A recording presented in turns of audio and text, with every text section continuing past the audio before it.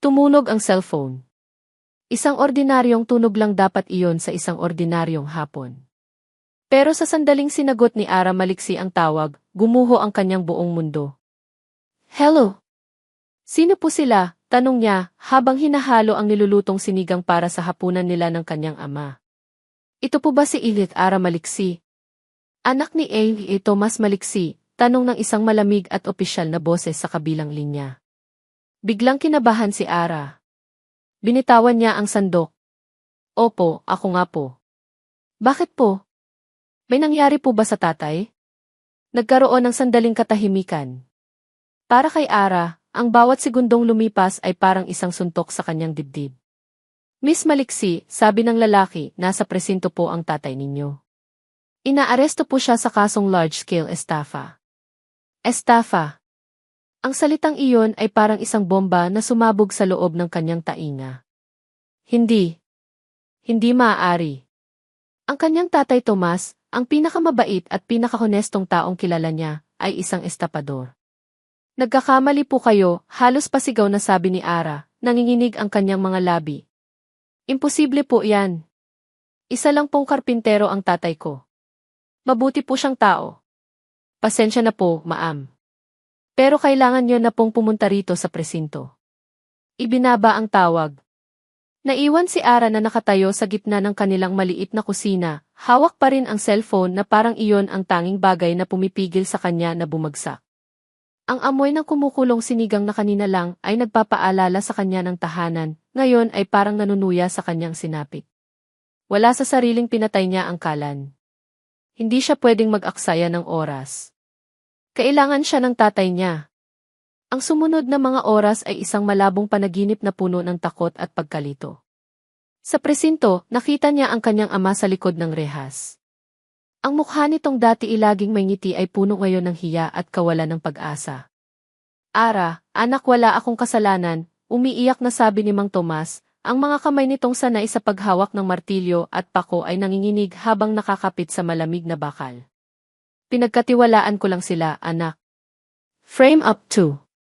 Niyakap ni Ara ang hangin sa pagitan nila, pilit na ipinararating ang kanyang suporta. Naniniwala po ako sa inyo, Tay. Huwag po kayong mag-alala. Gagawa po ako ng paraan. Palalabasin ko po kayo dyan. Ngunit ang paraan ay isang mailap na bagay. Kinabukasan, nagsimula ang kanyang paglalakbay sa impyerno.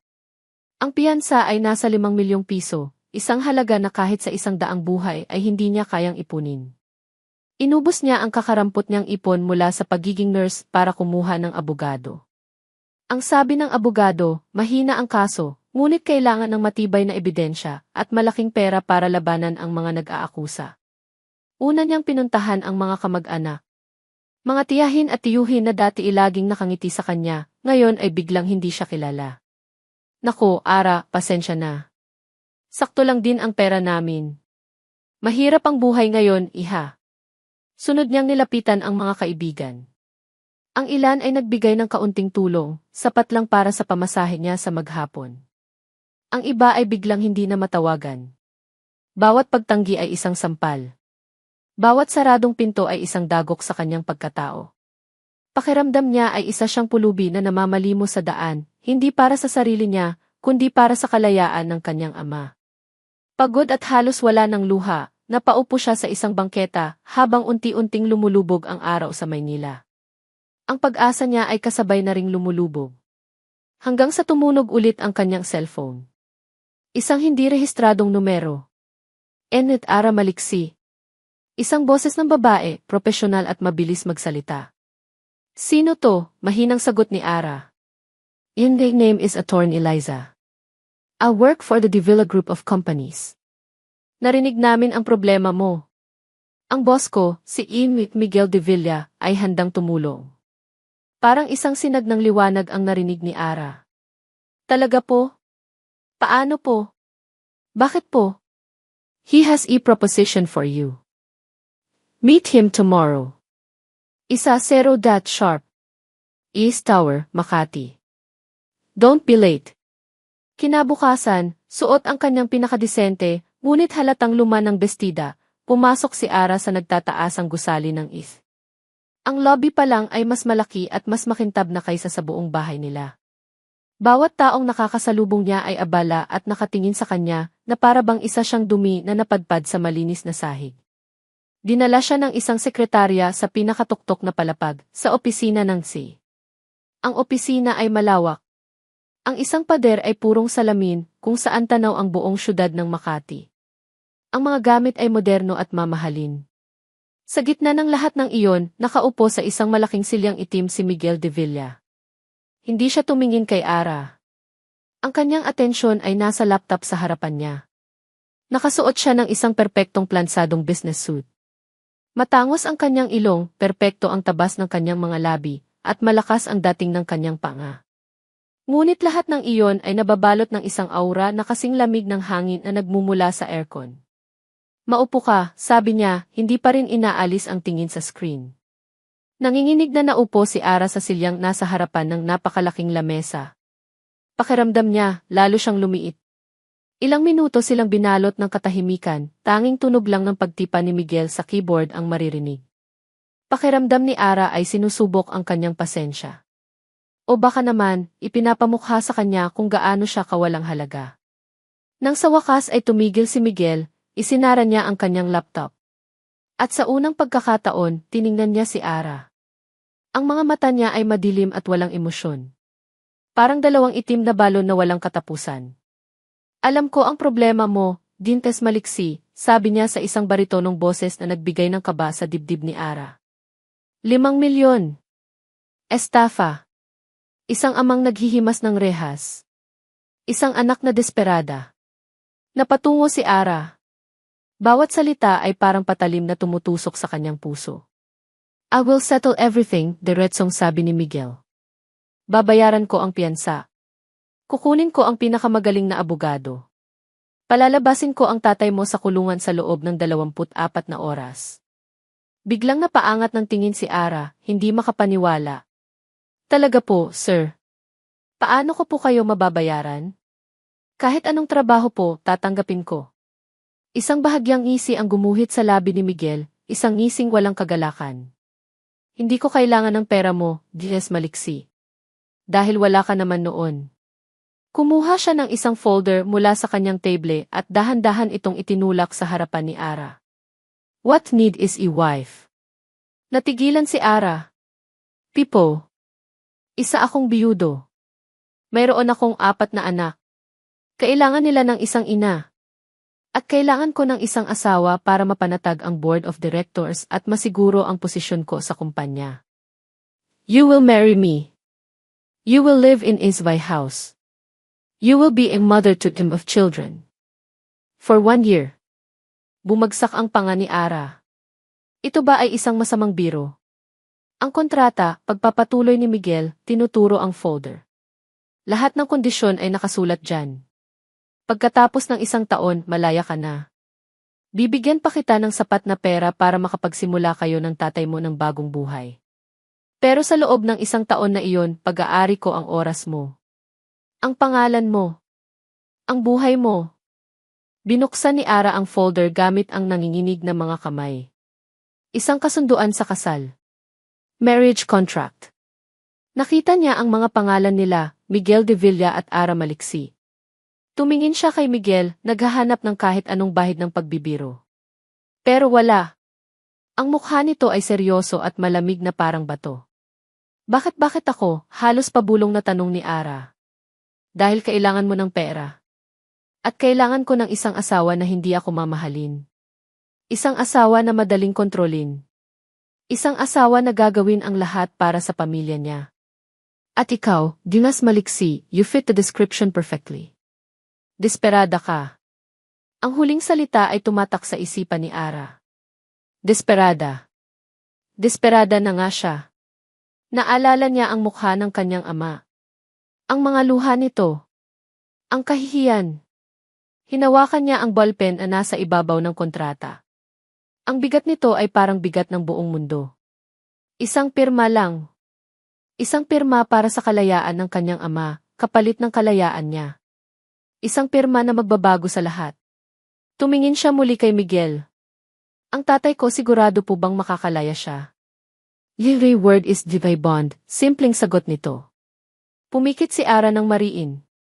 Inisip niya ang kanyang tatay. Ang kanyang pangarap. Ang kanyang kinabukasan. At pagkatapos ay pumirma siya. Isang butil ng luha ang pumatak mula sa kanyang mga mata, tumama mismo sa ibabaw ng kanyang pangalan na ngayon ay nakakadena na sa pangalan ng lalaking nasa harapan niya. Kinagabihan, tinupad ni Miguel ang kanyang pangako. Isang tawag mula sa abogado ang nagsabing nakalaya na si Mang Tomas. Ngunit hindi pa nakakausap ni Ara ang kanyang ama. Dahil kasama sa kasunduan ang pagtira niya sa bahay ng mga De Villa. Agad-agad. Isang itim na mamahaling kotse ang sumundo sa kanya. Walang laman ang kanyang mga kamay kundi ang suot niyang damit at ang cellphone niya. Huminto ang sasakyan sa harap ng isang mansyon na mas malaki pa sa lahat ng bahay sa kanilang lugar na pinagsama-sama. Bumukas ang dambuhalang gate. Sinalubong siya ni Miguel sa may pinto. "Welcome to your new home and your new prison," sabi nito sa mahinang boses, sapat lang para marinig niya.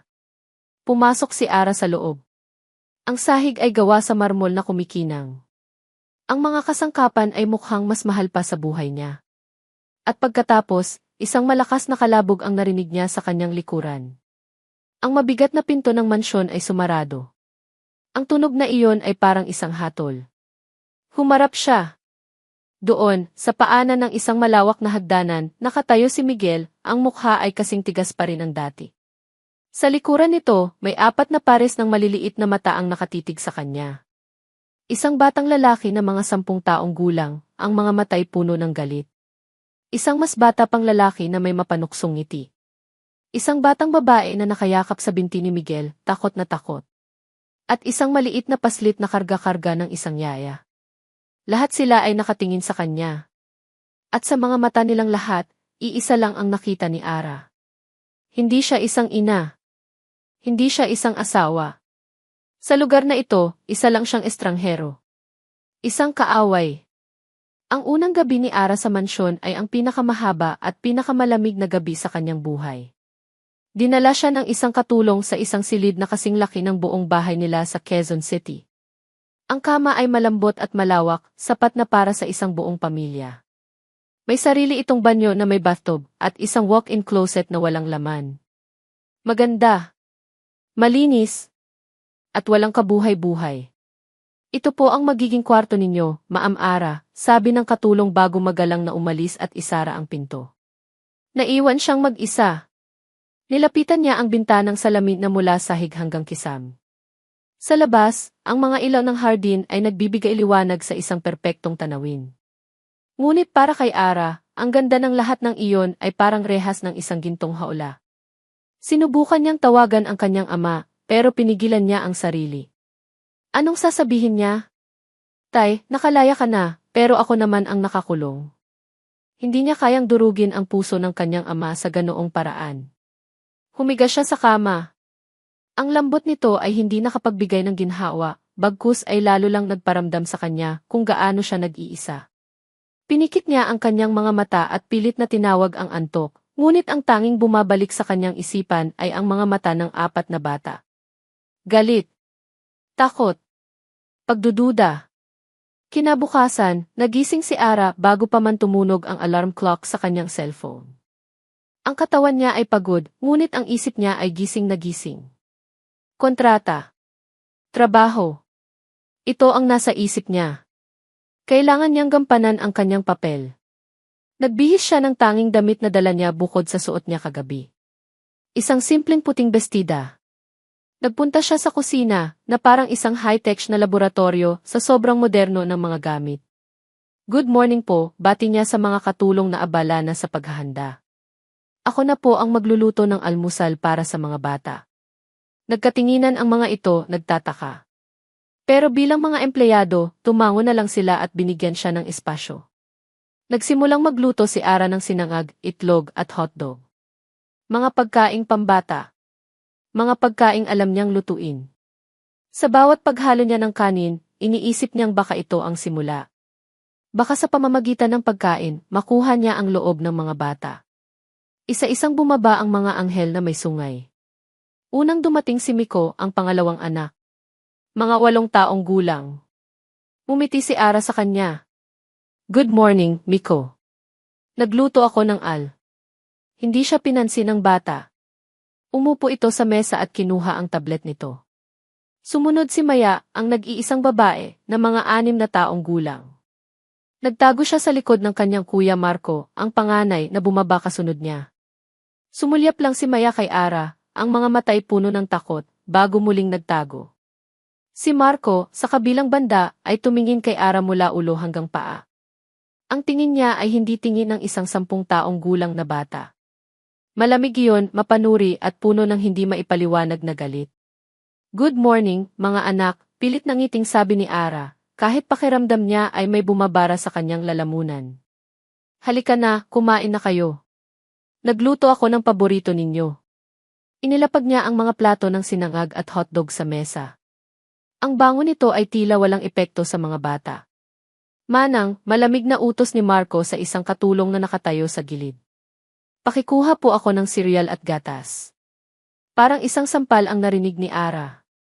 Tiningnan niya ang mga pagkaing inihanda niya. Ang sinangag na niluto niya ng may pag-iingat. Ang mga itlog na perpekto ang pagkakaluto. Para sa kanila, basura lang ang mga iyon.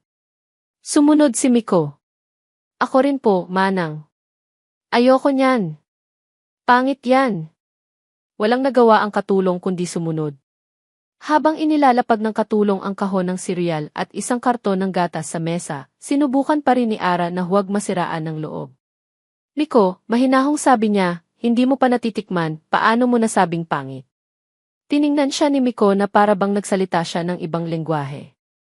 Kumuha ito ng baso at sasalinin na sana ng gatas nang bigla itong inadulas. Ang isang buong baso ng malamig na gatas ay tumapon, diretso sa kanyang puting bestida. Ay, sigaw ni Miko, pero may ngiti sa kanyang mga labi. Sorry po. Napatayo si Ara, basang-basa at nanlalamig. Ang damit niya ay naging saksi sa kanyang unang kabiguan. Nanatili siyang nakatayo roon, hindi alam ang gagawin. Gusto niyang magalit. Gusto niyang umiyak. Pero hindi pwede. Oo, okay lang, sabi niya, nanginginig ang boses. Aksidente lang naman. Ngunit alam niyang hindi iyon aksidente. At doon, nagsalita si Marco. Ang boses niya ay kalmado ngunit may talim. Hindi ka namin nanay, sabi nito, nakatingin diretso sa kanyang mga mata. Isa ka lang babaeng binayaran ng papa. Ang mga salitang iyon ay tumago sa puso ni Ara na parang isang punyal. Bawat letra ay mailason. Gumuho ang lahat ng natitira niyang pag-asa. Wala siyang naisagot. Ang tanging nagawa niya ay tumayo roon, basang-basa sa gatas at kahihiyan. Sakto namang may pumasok sa dining area. Isang babaeng nakangiti, may dalang mga paper bag si Katrina, ang kanyang ate-atehan, ang kanyang kakampi. Kamusta ang unang umaga mo? Masayang bati nito, bago napansin ang itsura niya. Diyos ko, anong nangyari sa'yo? Agad na lumapit si Katrina. Tiningnan niya ng masama ang mga bata. Miko. Marco. That's not nice. Nag-abala ang tita Ara ninyo na magluto tapos ganyan kayo. Tumingin si Katrina pabalik kay Ara, ang mukha ay puno ng pag-aalala. Nako, ate, pasensya ka na talaga sa mga to, dinalhan pala kita ng mga damit. Alam ko kasing wala kang nadala. Ang simpleng gesture na iyon ay sapat na para mangilid ang luha sa mga mata ni Ara. Sa wakas, isang kakampi. Isang taong nakakaintindi. Inabutan siya ni Katrina ng isang paper bag, sige na, magpalit ka na muna sa taas. Ako na muna ang bahala rito. Tumango si Ara at mabilis na umakyat, yakap-yakap ang paper bag na para bang iyon ang kanyang life vest. Sa kanyang silid, habang nagpapalit siya ng damit na bigay ni Katrina, narinig niya ang mahinang boses nito mula sa baba, kausap ang mga bata. Hindi niya maintindihan ang mga sinasabi, pero ang tunog ay malambing. Pagbaba niya, naabutan niyang tapos ng kumain ng cereal ang mga bata at papaalis na ang mga ito. Si Katrina naman ay nag-aayos ng mga bulaklak sa isang florera. Hay, nako, buntong hininga ni Katrina habang lumalapit sa kanya. Niyakap siya nito ng mahigpit. Pasensya ka na sa kanila, ate. Mahirap talagang palitan ang mommy nila. Sa yakap na iyon, may naramdaman si Ara na kakaiba. Isang panandali ang ginhawa, pero may kasamang kaba. Ang mga salitang kipalitan ang mommy nila ay umalinggaw sa kanyang isipan. Hindi naman niya gustong may palitan. Bago pa man siya makasagot, isang anino ang tumabon sa kanilang dalawa. Si Miguel. Nakatayo ito sa may pintuan ng dining room, bihis na para sa trabaho. Ang mukha niya ay kasing lamig ng umaga. Katrina, anong ginagawa mo rito? Tanong niya, walang emosyon. Kuya Miguel. Dinalaw ko lang si Ara. Nag-aalala kasi ako, nakangiting sagot ni Katrina. Sige, aalis na rin ako. Bae, Ara. Tawagan mo ko ha. Umalis si Katrina at naiwan silang dalawa ni Miguel sa nakakabinging katahimikan. Hindi man lang siya tiningnan ni Miguel. Naglakad ito papunta sa coffee machine. May mga patakaran ang bahay na ito, sabi ni Miguel habang nagtitimpla ng kape, nakatalikod pa rin sa kanya. Una, ang mga bata ang prioridad mo. Pangalawa, huwag kang mag-uutos sa mga katulong. Sila ang mag-uutos sa'yo kung ano ang mga kailangan sa bahay. Pangatlo at pinakaimportante sa lahat. Humarap ito sa kanya, hawak ang isang tasa ng itim na kape. Ang mga mata nito ay nagbababala. Huwag kang papasok sa working office ko. Ever. Maliwanag. Tumango lang si Ara. Pakiramdam niya ay nawalan siya ng boses. Good. Uminom si Miguel ng kape, inilapag ang tasa, at umalis nang hindi na muling nagsasalita. Naiwan si Ara sa gitna ng malawak na dining room, amoy gatas at pagkabigo. Ang araw ay nagsisimula pa lang, pero pakiramdam niya ay tapos na siya. Ang unang araw niya sa impyerno ay opisyal nang nagsimula. Ang maghapon ay lumipas na parang isang mabagal na pagpapahirap. Iniiwasan siya ng mga bata. Ang mga katulong ay gumagalang sa kanya, pero may distansya. Para siyang multo sa sarili niyang kulungan. Pagsapit ng gabi, pagkatapos ng isang hapunan na puno na naman ng katahimikan, umasok si Ara sa kanyang silid. Humiga siya sa kama at niyakap ang sarili. Ang tanging ingay ay ang pagtibok ng sarili niyang puso. Ang lungkot ay bumalot sa kanya na parang isang makapal na kumot. Ito na ba ang buhay niya sa susunod na isang taon? Pinikit niya ang kanyang mga mata, hinahayaan ang mga luha na sa wakas ay dumaloy. Ngunit sa gitna ng kanyang tahimik na pag-iyak, isang tunog ang pumunit sa katahimikan ng gabi. Isang iyak. Iyak ng isang sanggol. Mahina sa simula pero unti-unting lumalakas. Napabangon si Ara. Ang kanyang pagiging nurse ay biglang nanaig sa kanyang pagod at kalungkutan. Tumayo siya at sinundan ang tunog. Dinala siya nito sa isang pinto sa dulo ng pasilyo. Dahan-dahan niya itong binuksan. Sa loob, umiiyak ng malakas si Max, ang bunsong anak, sa kanyang kuna. Ang mukha nito ay namumula. Sa tabi ng kuna ay nakatayo sina Marco, Miko at Maya. Nakatingin sila sa kanilang kapatid, mga mukha'y puno ng takot at pag-aalala. Hindi nila alam ang gagawin. Nilapitan ni Ara ang kuna at hinipo ang noo ni Max. Mainit. Sobrang init. Nilalagnat ang bata. Sa isang iglap, ang lahat ng takot at galit sa mga mata ng mga bata ay napalitan ng isang bagay na mas malakas pa, pangangailangan. Tumingin sila sa kanya, hindi na bilang isang kaaway, kundi bilang isang posibleng sagot sa kanilang takot. Gabi na nang umuwi si Miguel. Ang buong araw niya ay ginugol sa mga meeting na walang katapusan at mga problemang milyon-milyon ang katumbas. Pagod siya. Ang tanging gusto niya ay ang katahimikan ng kanyang opisina sa bahay. Isang baso ng alak at kalimutan na muna ang mundo. Kalimutan na mayroon siyang 4 na anak na kailangan ng atensyon at isang peking asawa na binayaran niya para gampanan ang isang papel. Pagpasok niya sa mansyon, isang hindi pangkaraniwang katahimikan ang sumalubong sa kanya. Kadalasan, may maririnig siyang ingay ng dihi, sigawan ng mga bata o utos ng mga yaya. Ngayon, wala. Kumunot ang noo niya. Ang katahimikang ito ay hindi nakakapanatag, nakakabahala ito. Naglakad siya papasok at doon niya narinig ang isang mahinang tunog. Isang pag-iyak. Nagmumula sa itaas, sa silid ng mga bata. Ang unang pumasok sa isip niya ay inis. Nasaan ang mga yaya? Bakit walang gumagawa ng paraan? Pagtapos ng isang mahabang araw, ito pa ang sasalubong sa kanya. Mabibigat ang mga hakbang na umakyat siya sa hagdan, handa ng magalit. Ngunit pagdating niya sa bukana ng silid ni Max, natigilan siya sa kanyang nakita. Ang eksena ay hindi ang inaasahan niyang kaguluhan. Ito ay organisado. Sa gitna ng silid, sa tabi ng kuna, ay nakaluhod si Ara. Ang babaeng kaninang umaga lang ay parang basang sisiw na natapunan ng gatas. Ngayon, iba ang kanyang anyo. Ang kanyang mga kilos ay mabilis, kalmado at may katiyakan. Hawak niya ang isang maliit na bimpo na isinasawsaw niya sa isang palanggana ng maligamam na tubig bago ito dahan-dahang ipahid sa noo at mga braso ni Max. Ang pag-iyak ni Max ay humina na, napalitan ng mahinang paghikbi. Sa isang tabi, nakatayo ang kanyang 3 anak. Si Miko, na kanina'y puno ng kapilyuhan, ay tahimik na maihawak na baso ng tubig. Si Maya, na laging takot, ay mahigpit na nakahawak sa lailayan ng damit ni Ara. At si Marco, ang panganay niyang laging may pader sa pagitan niya at ng mundo, ay nakatingin kay Ara na maihalong pagtataka at paghanga. Miko, salamat sa tubig, narinig ni Miguel na sabi ni Ara. Ang boses niya ay hindi nanginginig o natatakot. Ito ay mahinahon at puno ng otoridad na hindi nakukuha sa pagsigaw. Marco, pakikuha mo ang thermometer sa first aid kit. Maya, nak, okay lang si baby brother. Mawawala rin ang lagnat niya. Sinunod siya ng mga bata nang walang reklamo. Nanatiling nakatayo si Miguel sa may pinto, isang anino sa dilim. Pinapanood niya ang babaeng ito. Ang babaeng itinuring niyang isang simpleng transaksyon, isang bayarang aktres. Ngayon, nakikita niya ang isang propesyonal. Isang nurse.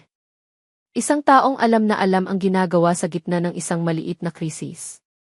Ang lahat ng pag-iisip niya tungkol sa kanya, na siya ay isang desperada, isang oportunista, ay biglang nagkaroon ng lamat. Nang sa wakas ay napansin siya ni Ara, bahagya itong nagulat. Pero hindi ito nataranta. Tumayo ito at humarap sa kanya. Nilalagnat si Max, simpleng sabi ni Ara. Pero binigyan ko na siya ng gamot at pinupunasan. Babantayan ko siya buong gabi. Tumingin si Miguel mula kay Ara papunta sa kanyang mga anak at pabalik. Paano mo nalaman, tanong niya, ang boses ay mas malumanay kaysa sa binalak niya. Sumagot si Ara, at sa boses nito ay may bahid ng pagod na hindi niya napansin kanina. Trabaho ko ito. Ang 3 salitang iyon ay tumama kay Miguel. Trabaho ko ito. Nga pala. Isa siyang nurse. Hindi lang siya isang babaeng nagkataong nasa tamang lugar at tamang panahon para sa kanyang desperadong plano. Mayroon siyang sariling pagkatao. May sarili siyang kakayahan. Hindi na siya muling nagsalita. Tumalikod siya at naglakad papunta sa kanyang opisina, isinarado ang pinto. Hindi siya uminom ng alak. Naupo lang siya sa kanyang silya, sa dilim. Ang imahe ni Ara na dahan-dahang pinupunasan ang kanyang anak ay pilit na bumabalik sa kanyang isipan. Ang paraan kung paano siya sinunod ng kanyang mga anak. Ang paraan kung paano nawala ang takot sa kanilang mga mukha dahil sa presensya niya. Naalala niya ang kontrata. Ang dahilan kung bakit pumayag si Ara sa kasunduang ito. Ang kanyang ama. Isang desisyon ang nabuo sa kanyang isipan. Isang bagay na wala sa kontrata. Kinabukasan, ang almusal ay tahimik pa rin. Ngunit iba ang katahimikan ngayon. Hindi ito puno ng galit kundi ng pag-aalinlangan. Nakaupo si Ara sa tabi ni Max na mahimbing nang natutulog sa high chair nito, wala nang lagnat. Nang matapos kumain si Miguel, tumayo siya. Inaasahan ni Ara na aalis na lang ito basta-basta, tulad ng ginawa nito kahapon. Ngunit huminto ito. Tumingin ito sa kanya. Magpahatid ka sa driver, sabi ni Miguel. Ang boses niya ay formal pa rin, utos ng isang amo. Bisitahin mo ang tatay mo. Napaangat ng tingin si Ara, gulat na gulat. Ang puso niya ay biglang kumabog. Hindi na niya hinintay na magbago ang isip nito. Pagkaalis ni Miguel, mabilis siyang nag-ayos. Ang biyahe papuntang kulungan ay puno ng kaba at pananabik. Ang kanilang pagkikita ay puno ng luha. Niyakap ni Ara ang kanyang ama ng mahigpit. Mukhang pagod at mas matanda si Mang Tomas, ngunit ang pag-aalala sa mga mata nito ay para sa kanya, hindi para sa sarili. Anak, ayos ka lang ba? Saan ka tumutuloy? Pinilit kong tawagan ang kumpanya, pero ayaw nila akong kausapin, sunod-sunod na tanong nito. Ngumiti si Ara, isang ngiting hindi umabot sa kanyang mga mata. Ayos lang po ako, tay. Huwag niyo po akong alalahanin. Ang importante, mapawalang sala kayo. Naniniwala po ako sa inyo. Hindi niya sinabi ang katotohanan. Hindi niya kayang sabihin. Ang mahalaga ay nakita niyang ligtas ito kahit nasa likod pa ng rehas. Pagbalik ni Ara sa mansyon, pakiramdam niya ay nabunutan siya ng tinik. May kaunting pag-asa sa kanyang puso. Baka hindi naman pala ganoon kasama ang lahat. Baka kaya niyang tiisin ang 1 taon. Ngunit ang pag-asang iyon ay agad na naglaho. Pagpasok niya sa sala, naabutan niya si Katrina. Nakaupo ito sa sahig, nakikipaglaro sa mga bata. Si Miko ay tumatawa ng malakas. Si Maya ay nakakandong sa kanya. Maging si Marco ay nakangiti habang nagkukwento si Katrina. Mukha silang isang masayang pamilya. Isang perpektong larawan kung saan siya, si Ara, ay hindi kasali. Napansin ni Katrina ang pagdating niya. Ngumiti ito ng malapad. Andyan ka na pala. Kamusta ang pagbisita mo? Tumayo ito at lumapit sa kanya. Namiss ka raw ng mga bata kaya dinalaw ko muna, bulong nito bago bumaling ulit sa mga bata. O mga bata, andito na si Tita Ara ninyo. Pero ang ngiti ni Katrina, habang nakatingin sa kanya, ay may kakaibang kinang. Ang mga mata nito ay hindi kasing saya ng mga labi. May isang bagay doon na hindi maintindihan ni Ara, isang bagay na nagpadala ng kaba sa kanyang dibdib. Isang ngiting palakaibigan sa labas, ngunit sa loob ay may tila nagtatagong tagumpay. Lumipas ang mga araw na parang isang blur. Ang bawat umaga ni Ara ay nagsisimula sa pag-asang may magbabago at nagtatapos sa gabi na may parehong pakiramdam ng pag-iisa. Ang mga bata, kahit hindi na siya hayagang inaaway tulad noong unang araw, ay nagpapanatili pa rin ang distansya. Para siyang hangin na dumadaan lang. Tumatanggap sila ng pagkain mula sa kanya, pero hindi siya kinakausap. Sumasagot sila kapag tinatanong pero maikli at walang gana. Tanging si Max lang, sa kanyang kamusmusan, ang humingiti sa kanya kapag nilalapitan niya. Ang presensya ni Katrina ay naging regular. Madalas itong dumadalaw, laging may dalang pasalubong para sa mga bata. At sa bawat pagdalaw nito, lalong lumalayo ang loob ng mga bata kay Ara. Para bang si Katrina ang araw na nagbibigay liwanag at siya ang buwan na naroon lang pero hindi napapansin.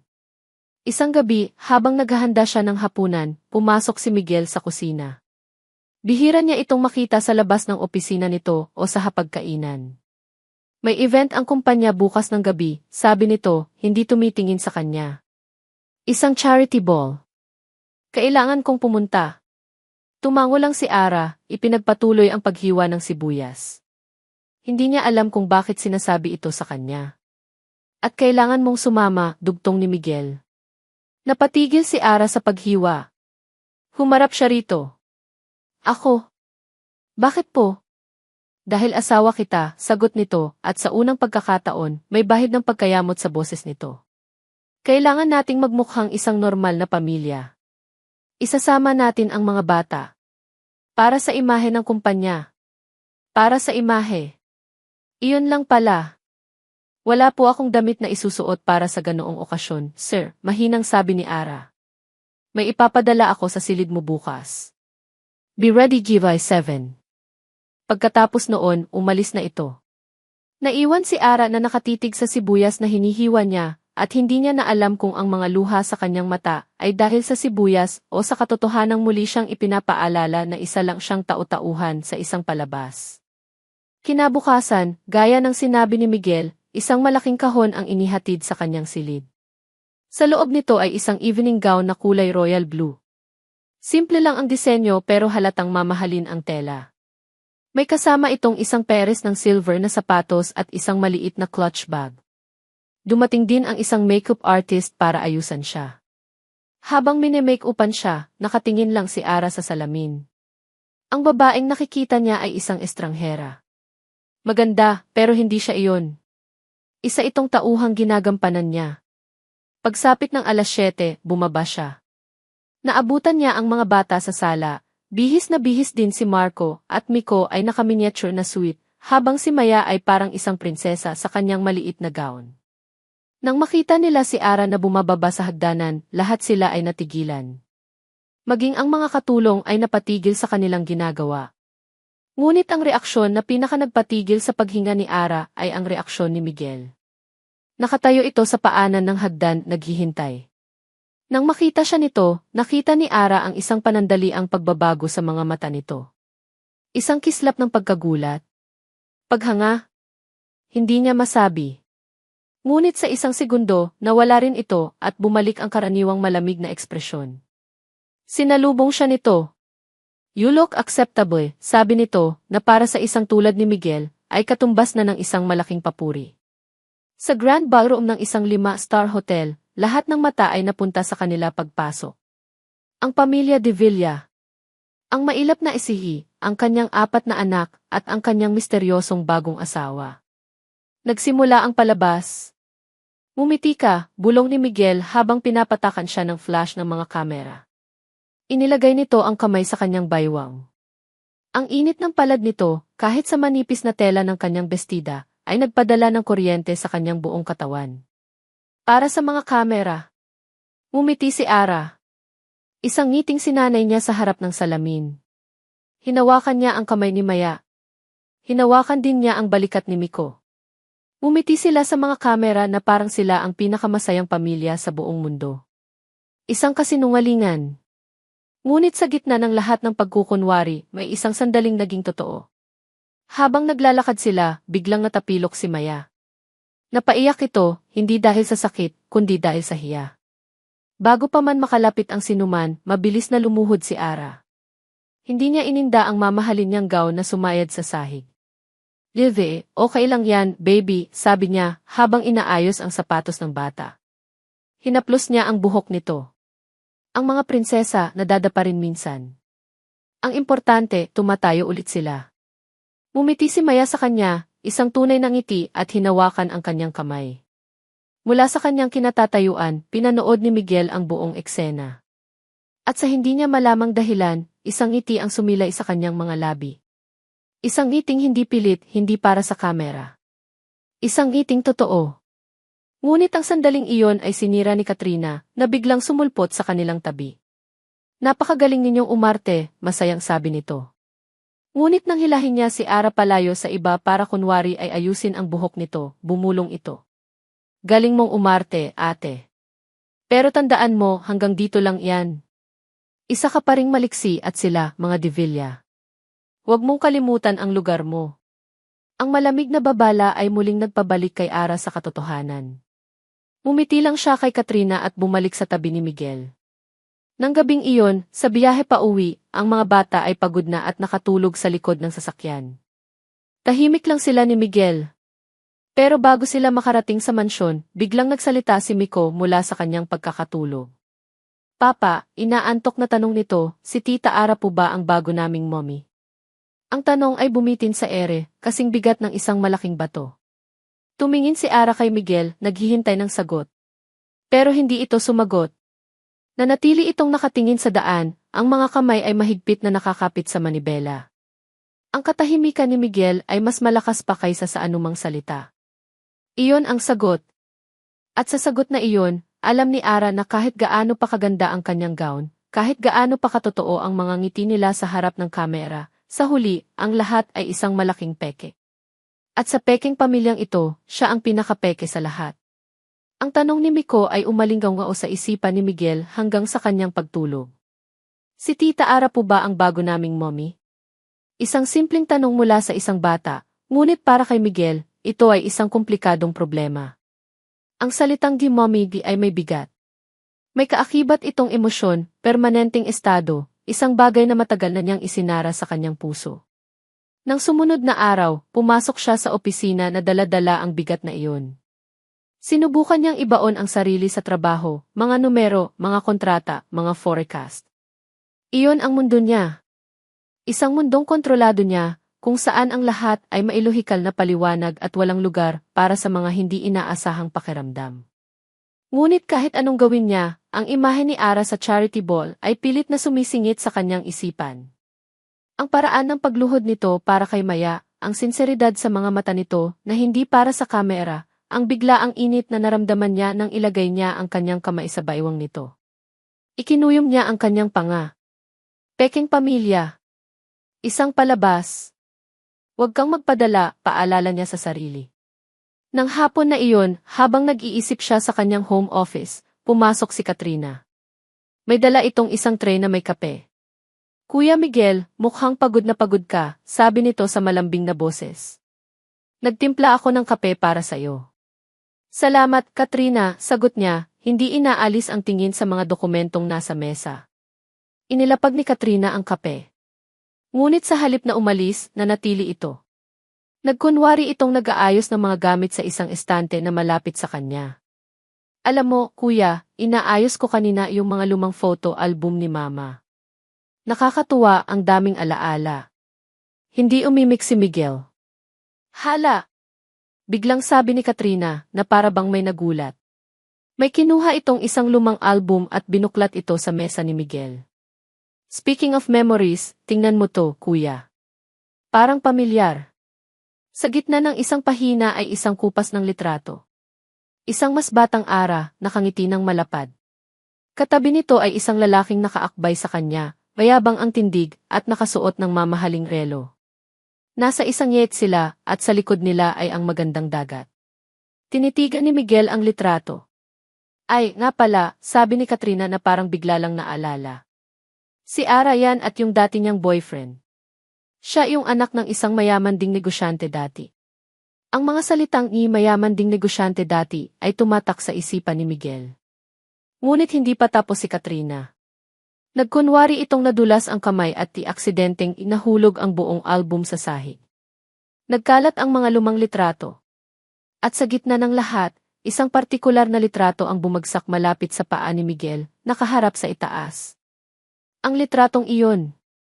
Ang litrato ni Ara Sayed. Ay, sorry, Kuya Miguel. Ang clumsy ko naman, sabi ni Katrina, habang mabilis na pinupulot ang mga larawan. Dinampot niya ang litrato ni Ara. Hala, picture pala ni Ara noong mayaman pa yung dati niyang boyfriend. Sayang, no. Biglang naghirap. Kawawa naman si Ara. Kinuha ni Miguel ang litrato mula sa kamay ni Katrina. Ang mga mata niya ay nakapako sa ngiti ni Ara sa larawan. Isang masayang ngiti. Isang ngiti na hindi pa niya nakikita mula rito. At sa isang iglap, ang imahe ni Ara ay naglaho. Napalitan ito ng ibang mukha. Ang mukha ng kanyang yumaong asawa, si Elena. Biglang bumalik ang alaala. Ang parehong ngiti. Ang parehong kinang sa mga mata.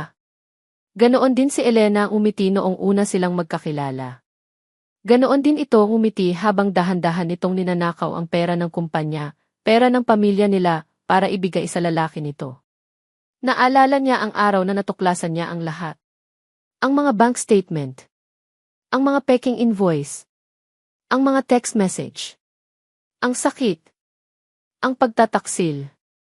Hindi lang pera ang ninakaw sa kanya. Ninakaw nito ang tiwala niya. Ang pagmamahal niya. Ang kaluluwa niya. Bumalik siya sa kasalukuyan. Ang hawak niya ay litrato ni Ara, ngunit ang nararamdaman niyang lason ay ang lason na iniwan ni Elena. Ang kaunting init na nagsimulang mamuo sa kanyang puso para kay Ara ay biglang nanlamig. Napalitan ito ng yelo. Isang pamilyar na yelo na matagal na niyang ginawang pader para protektahan ang sarili. Binitawan niya ang litrato na para bang napapaso siya. Iwanan mo na ako, malamig niyang sabi kay Katrina. Okay, kuya. Pasensya na ulit. Ngumiti si Katrina bago umalis, isang ngiting puno ng tagumpay na hindi nakita ni Miguel. Nang makaalis si Katrina, tumayo si Miguel. Kailangan niyang hanapin si Ara. Ang pagdududa, na dati isang maliit na buto lang, ngayon ay isang halimaw na kumakain sa kanyang isipan. Nakita niya si Ara sa hardin, tinutulungan si Maya na magdilig ng mga halaman. Ang eksena ay dapat na nakakapanatag. Ngunit ngayon, sa mga mata ni Miguel, ang lahat ay isang pagkukunwari. Isang mahusay na pag-arte. Ara, tawag niya. Ang boses niya ay walang emosyon, ngunit may bigat. Lumingon si Ara, may ngiti sa labi.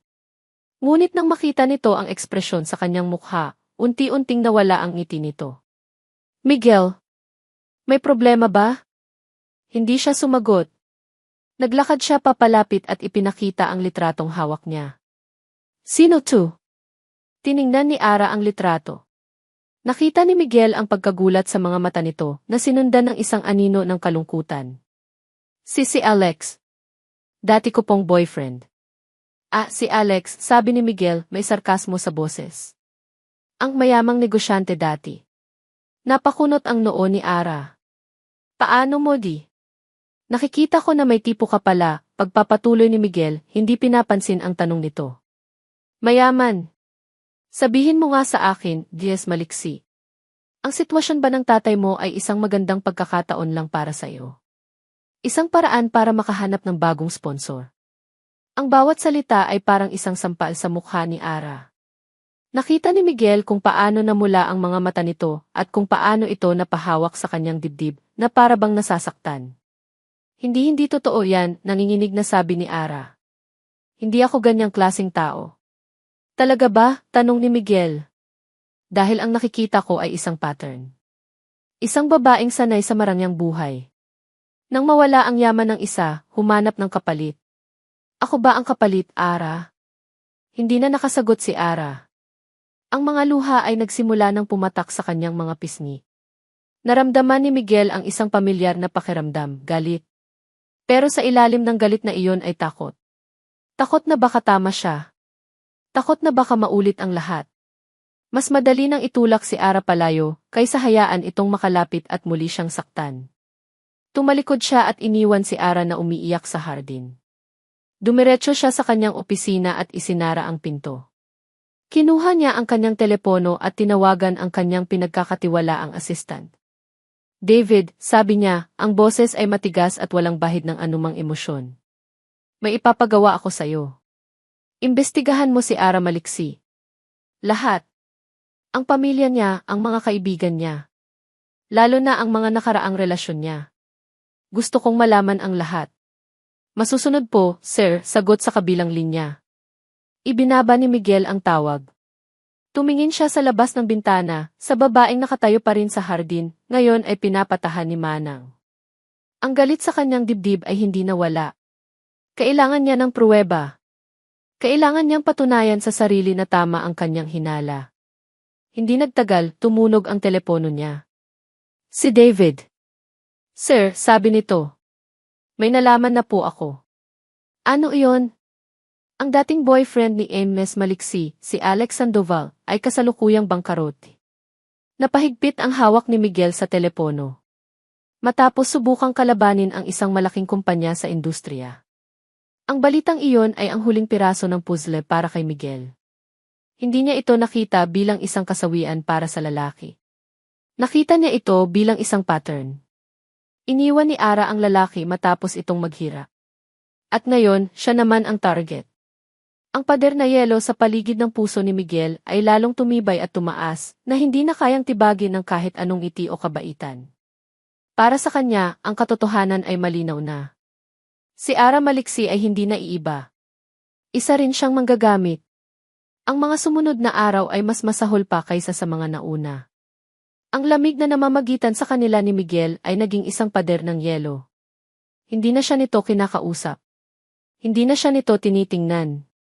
Para siyang multo na muling naglalakad sa loob ng mansyon, ngunit ngayon, ang pagwawalang bahala ni Miguel ay may kasama ng pagkasuklam.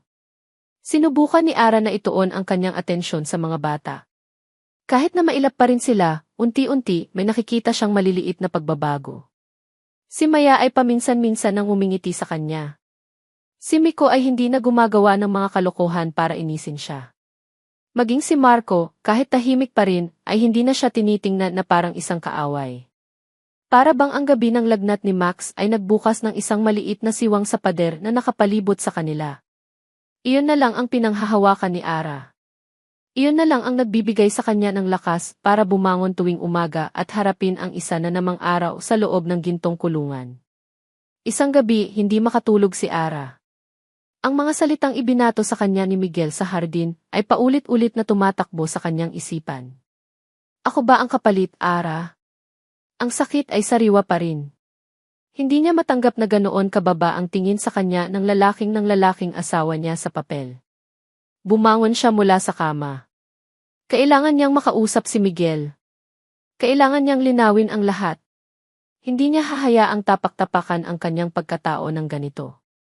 Nahanap niya ito sa library. Nakatayo ito sa harap ng bintana, nakatingin sa kadiliman ng gabi, may hawak na baso ng alak.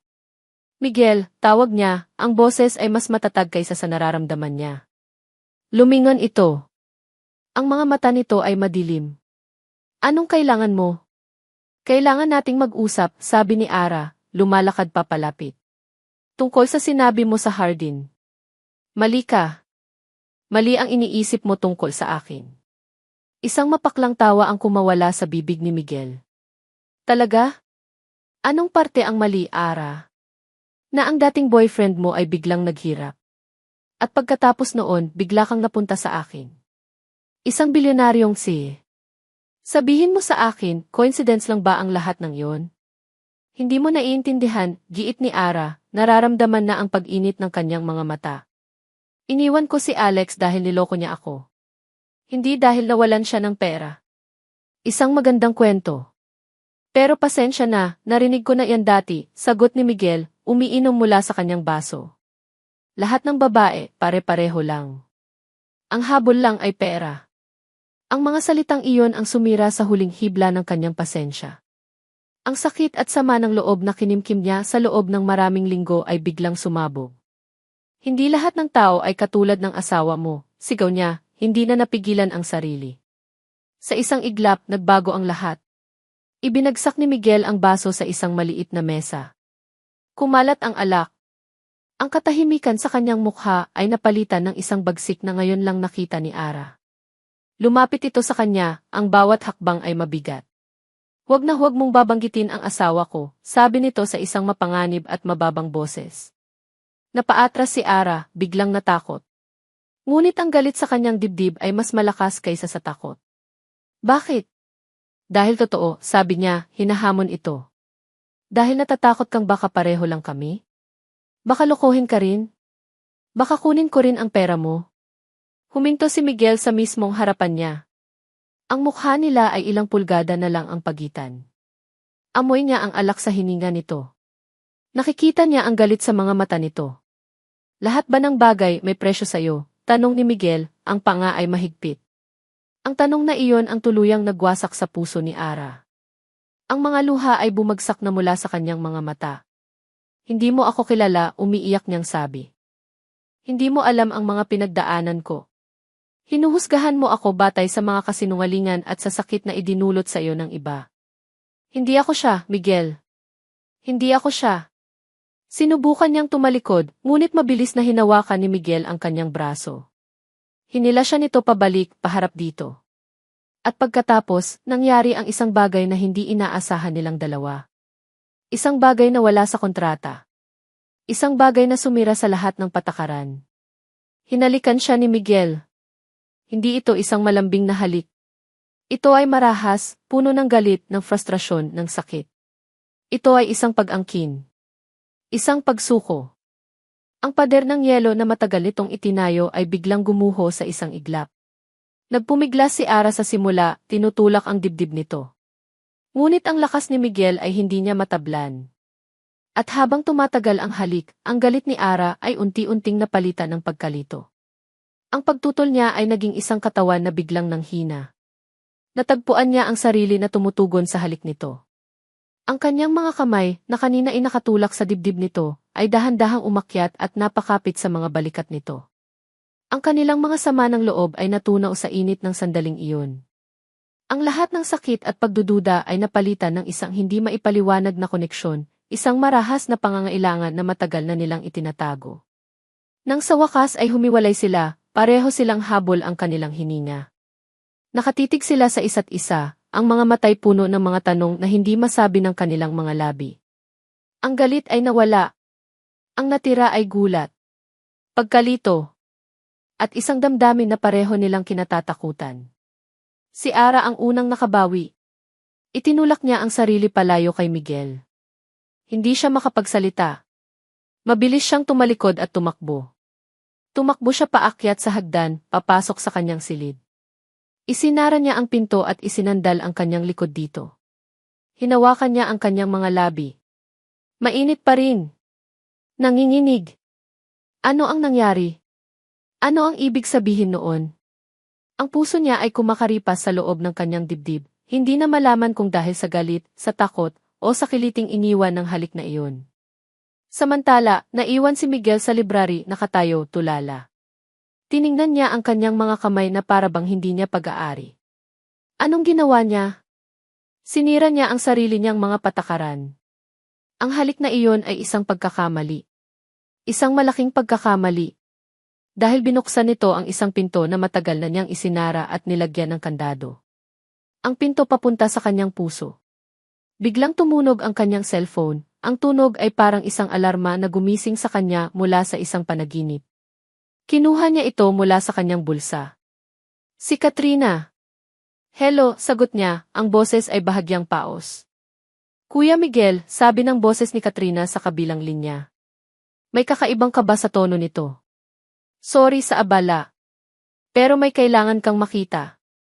At marinig. Agad-agad. Tungkol ito sa totoong plano ni Ara. Ang tawag ni Katrina ay parang isang balde ng malamig na tubig na ibinuhos kay Miguel. Bigla siyang nahimasmasan mula sa pagkalito na dulot ng halik. Ang init na naramdaman niya ay muling napalitan ng yelo. Plano. Ang totoong plano ni Ara. Ang mga salitang iyon ay umalinggaw sa kanyang isipan. Nasaan ka? Tanong ni Miguel, ang boses ay mariin at malamig na ulit. Malapit lang ako sa village ninyo, kuya. Magkita tayo sa labas. Importante to, sagot ni Katrina, may halong pagmamadali sa boses.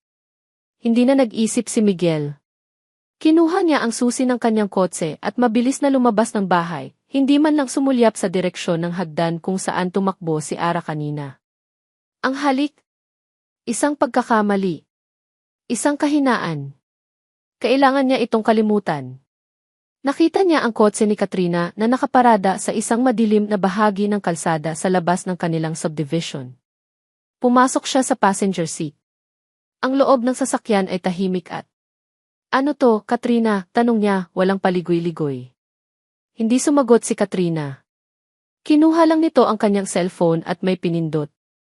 Inabot nito ang telepono kay Miguel. Pakinggan mo, kuya. Itinapat ni Miguel ang cellphone sa kanyang tainga. Sa simula, puro static. Pagkatapos, isang pamilyar na boses ang kanyang narinig. Boses ni Ara. Yun ang plano. Kailangan ko lang siyang paikutin. Konting tiis lang. Pag nakuha ko na ang tiwala niya, lalo na ng mga bata, madali na ang lahat. Sa huli, lahat ng bagay na pag-aari ng mga De Villa, mapupunta rin sa akin. Paulit-ulit na tumugtog ang mga salitang iyon sa isipan ni Miguel. Lahat ng bagay na pag-aari ng mga De Villa, mapupunta rin sa akin. Ang bawat salita ay isang martilyo na dumudurog sa natitirang pag-asa sa kanyang dibdib. Ang maliit na siwang na nagsimulang mabuksan dahil sa halik ay biglang sumarado ng mas mahigpit pa kaysa dati. Ibinaba niya ang cellphone. Ang mukha niya ay walang ekspresyon, pero sa loob niya, isang bagyo ang nagwawala. Isang bagyo ng galit, pagkabigo at pagkasuklam. Pagkasuklam hindi lang para kay Ara, kundi para sa sarili niya. Paano siya nagpadala? Paano siya, kahit sa isang saglit, ay naniwalang maaaring naiba ito?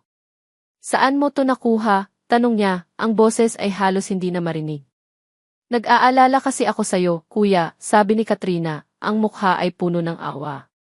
Kaya nagbaka sakali akong kausapin ang dati niyang boyfriend. Si Alex. Nagbabaka sakaling may alam siya. At yan ang ibinigay niya sa akin.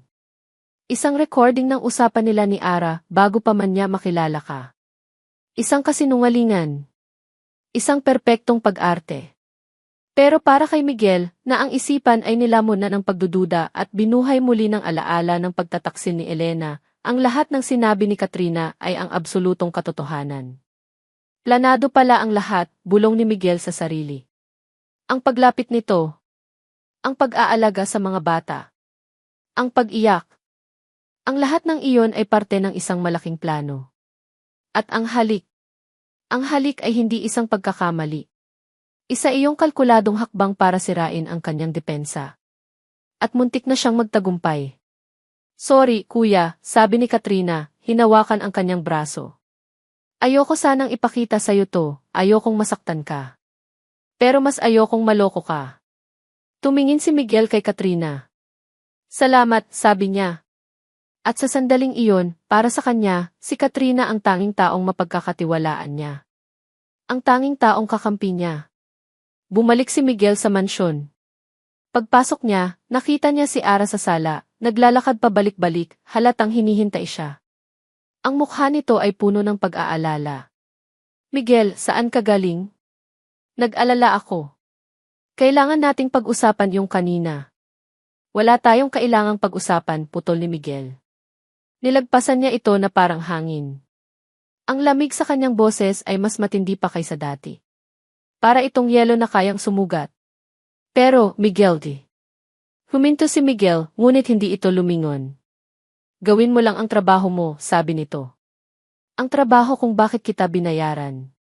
Huwag mo akong kausapin kung hindi tungkol sa mga bata.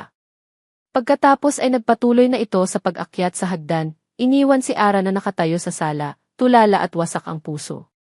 Mula sa itaas ng hagdanan, sa isang madilim na sulok, nakita ni Ara ang isang anino. Si Katrina. Hindi niya alam kung gaano na ito katagal doon. Ngunit nakita niya ito. Nakita niya ang isang ngiti sa mga labi nito. Isang ngiting puno ng tagumpay. Isang ngiti na nagpadala ng kilabot sa kanyang buong katawan. Nang gabing iyon, hindi natulog si Miguel sa master's bedroom. Natulog siya sa guest room sa kabilang dulo ng bahay. Hindi na niya kayang manatili sa isang silid kasama ang isang ahas. Kinabukasan, ang mansyon ay naging isang malamig na kaharian. Si Miguel ay isang haring yelo na hindi umiimik. At si Ara, para sa kanya, ay isang taksil na kailangan na lang hintaying matapos ang kontrata para palayasin. Ang lahat ng maliliit na pag-unlad na nagawa ni Ara sa mga bata ay nasira dahil sa tensyon. Nararamdaman nila ang galit ng kanilang ama at ang kalungkutan ni Ara. Ang bahay ay muling napuno ng katahimikan, ngunit ngayon, ito ay isang katahimikan na nakakabingi at puno ng pait. Isang hapon, habang nag-aayos si Ara ng mga laruan sa silid ng mga bata, may nakita siyang isang sobre na nakasingit sa ilalim ng kanyang unan. Hindi ito galing sa sinuman sa bahay. Walang pangalan. Binuksan niya ito. Sa loob ay isang maliit na papel na may isang pangungusap lang, nakasulat sa magaspang na paraan. Umalis ka na habang may panahon pa. Monster ang pinakasalan mo. Napahawak si Ara sa kanyang dibdib. Ang puso niya ay nagsimulang kumabog ng mabilis.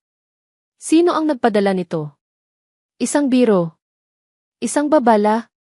Tumingin siya sa labas ng bintana. Ang perpektong hardin. Ang malaking pool. Ang matataas na pader. Ang gintong kulungan. At sa unang pagkakataon, hindi na lang kalungkutan ang naramdaman niya. Naramdaman niya ang takot. Ang liham ay parang isang piraso ng yelo sa kamay ni Ara. Monster ang pinakasalan mo. Sino ang magpapadala nito? Isa sa mga katulong na naaawa sa kanya? O isa sa mga kaaway ni Miguel na gustong guluhin ang pamilya nito? O baka naman si Katrina? Nanginginig na itinago ni Ara ang sulat. Ang takot ay gumapang sa kanyang sistema, ngunit kasabay nito, isang bagong damdamin ang nagsimulang mamuo sa kanyang dibdib, determinasyon. Pagod na siyang maging biktima. Pagod na siyang umiyak. Pagod na siyang maging isang tau-tauhan sa isang laro na hindi niya maintindihan. Kung mayroon mang isang bagay na mali sa bahay na ito, sa pamilyang ito, aalamin niya. Para sa sarili niya. At para na rin sa mga bata na naiipit sa gitna ng lahat. Kinagabihan, habang nakahiga siya sa kanyang kama, hindi na ang sakit ng puso ang laman ng kanyang isipan, kundi isang malaking puzzle. Inisa-isa niya ang mga pangyayari. Ang biglaang pagbabago ng ugali ni Miguel. Nagsimula ang lahat pagkatapos ng charity ball, nang ipakita nito sa kanya ang lumang litrato nila ni Alex. Saan iyon nakuha ni Miguel? Sinabi ni Katrina na nakita nito sa isang lumang album. Possible. Pero ang timing ay masyadong perpekto. Ang recording. Ang boses niya na nagsasabing kukunin niya ang lahat ng pag-aari ng mga De Villa. Kailan niya sinabi iyon? Hinding-hindi. Impossible. Pero paano? Isang magaling na voice impersonator. O isang recording na pinagtagpi-tagpi. Ang paglitaw ni Katrina sa bawat pagkakataon na may nangyayaring masama. Palagi itong naroon para tumulong at mag-alala. Palagi itong may dalang balita o bagay na lalong nagpapalala sa sitwasyon. Ang ngiti nito sa hagdanan matapos siyang sigawan ni Miguel, hindi iyon ngiti ng isang nag-aalalang kapatid. Iyon ay ngiti ng isang taong nanalo. At ang kaso ng kanyang ama. Doon nagsimula ang lahat. Kung hindi nakulong ang tatay niya, hindi niya makikilala si Miguel. Hindi siya mapupunta sa impyernong ito. Isang ideya ang biglang pumasok sa kanyang isipan. Paano kung ang lahat ay konektado? Kinabukasan, gumawa siya ng plano. Nagpaalam siya sa mga yaya na mamamalengke lang siya. Ito ang kanyang naging palusot para makalabas ng mansyon nang hindi pinaghihinalaan. Ngunit hindi siya sa palengke pumunta. Dumiretso siya sa maliit na opisina ng abogado na una niyang kinuha para sa kaso ng kanyang ama. Si Attorney Mendoza, isang matandang abogado na mas maraming puso kaysa sa pera. Attorney, sabi ni Ara pagkaupo niya. Pwede ko po bang makita ulit ang mga dokumento sa kaso ni tatay? Lahat po. Kahit yung mga sinabi nating hindi importante. Naguluhan ng abogado, pero dahil sa awa nito sa dalaga, kinuha nito ang makapal na folder ng kaso ni Mang Tomas. Iha, alam kong mahirap, pero kailangan nating tanggapin na mahina ang laban natin kung walang bagong ebidensya. Alam ko po. Gusto ko lang pong tingnan ulit. Baka po may nakaligtaan tayo, pakiusap ni Ara. Binuklat ni Ara ang mga dokumento. Mga testimonya. Mga resibo. Mga papeles ng kontrata. Tiningnan niya ang lahat, hinahanap ang isang bagay na hindi niya alam kung ano. At doon, sa isang pahina, nakita niya ito. Isang kopya ng affidavit ng pangunahing testigo laban sa kanyang ama. Isang subcontractor na nagsabing si Mang Tomas mismo ang nag-utos sa kanyang gumamit ng mga substandard na materyales. Hindi ang nilalaman ng affidavit ang nakakuha ng kanyang atensyon, kundi ang isang maliit na detalye sa ibaba. Ang pirma. Tinitigan niya ito ng matagal. Mayroon itong kakaibang pagkurba sa dulo ng apelyido. Isang pamilyar na kurba. Saan na nga ba niya ito nakita? Nag-isip siya ng malalim. At pagkatapos, para siyang kinilabutan. Ang pirma sa Christmas card na ibinigay sa kanya ni Katrina noong 1 taon. Ang pirma sa birthday card na ibinigay nito sa kanyang ama. Ang pirma na iyon. Ang kakaibang kurba sa dulo. Parehong-pareho. Attorney, nanginginig na tanong ni Ara. Sino po itong si Roberto Cruz? Siya ang star witness, iha. Siya ang nagsabing inutusan siya ng tatay mo. Pagkatapos niyang tumestigo, hindi na namin siya mahanap. Bigla na lang naglaho. Tumayo si Ara. Salamat po, attorney. Maraming salamat po. Lumabas siya ng opisina, ang puso niya ay dumadagundong sa kanyang dibdib. Hindi ito maaaring maging isang pagkakataon lang. Si Katrina ang pirma ang testigo na biglang nawala. Ang kanyang ate-atehan. Ang taong itinuring niyang kapatid. Ang taong palaging naroon para sa kanya. Posible kayan siya ang nagdiin sa sarili niyang ama-amahan? Pero bakit? Ano ang motibo niya? Habang nasa taxi pabalik, ang utak niya ay tumatakbo ng mabilis. Kailangan niya ng pruweba. Hindi sapat ang isang pirma. Pagdating niya sa mansyon, dahan-dahan siyang pumasok, ayaw gumawa ng ingay. Dumiretso siya sa hagdanan, papunta sa kanyang silid. Kailangan niyang pag-isipan ang susunod niyang hakbang. Ngunit pagbukas niya ng pinto ng kanyang kwarto, natigilan siya.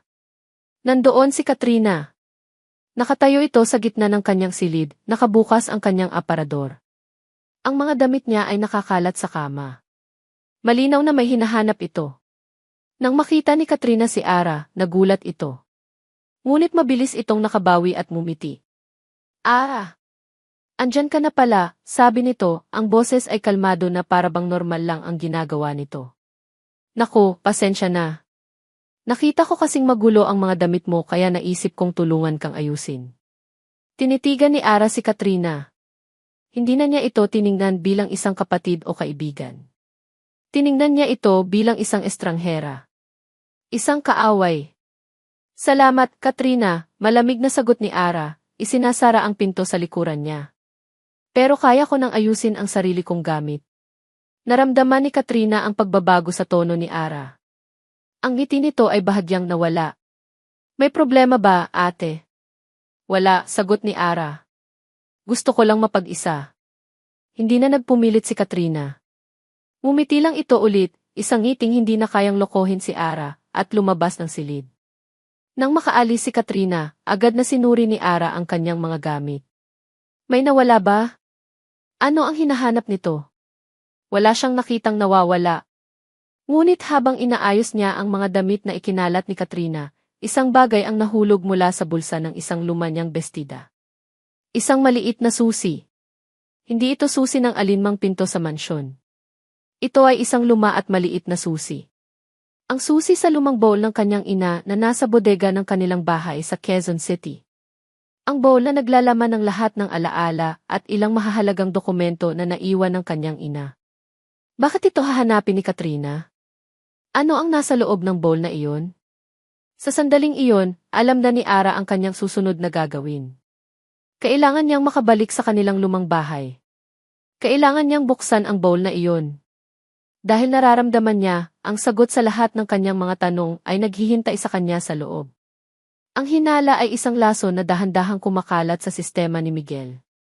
At si Katrina ang dalubhasang nagbibigay ng bawat patak nito, araw-araw, hanggang sa ang buo niyang pagkatao ay malamon na. Ang halik sa library ay isa na lamang malayong bangungot, isang sandali ng kahinaan na pilit niyang iwinawaksi at pinagsisisihan. Hapon na. Kaarawan ni Maya. Sa gitna ng lahat ng kaguluhan, nangako si Miguel na uwi ng maaga. Kahit papaano, gusto niyang bigyan ng normalidad ang kanyang mga anak. Habang nagmamaneho siya pauwi, isang pamilyar na kaba ang nanahan sa kanyang dibdib. Isang pag-asa na sana, kahit ngayong gabi lang, maging payapa ang lahat. Ngunit ang kapayapaan ay isang luho na hindi para sa kanya. Biglang tumunog ang kanyang cellphone. Si Katrina. Sinagot niya ito. Kuya Miguel. Bilisan mo. Si Max. Ang boses ni Katrina sa kabilang linya ay hindi lang nanginginig, ito ay basag sa purong takot.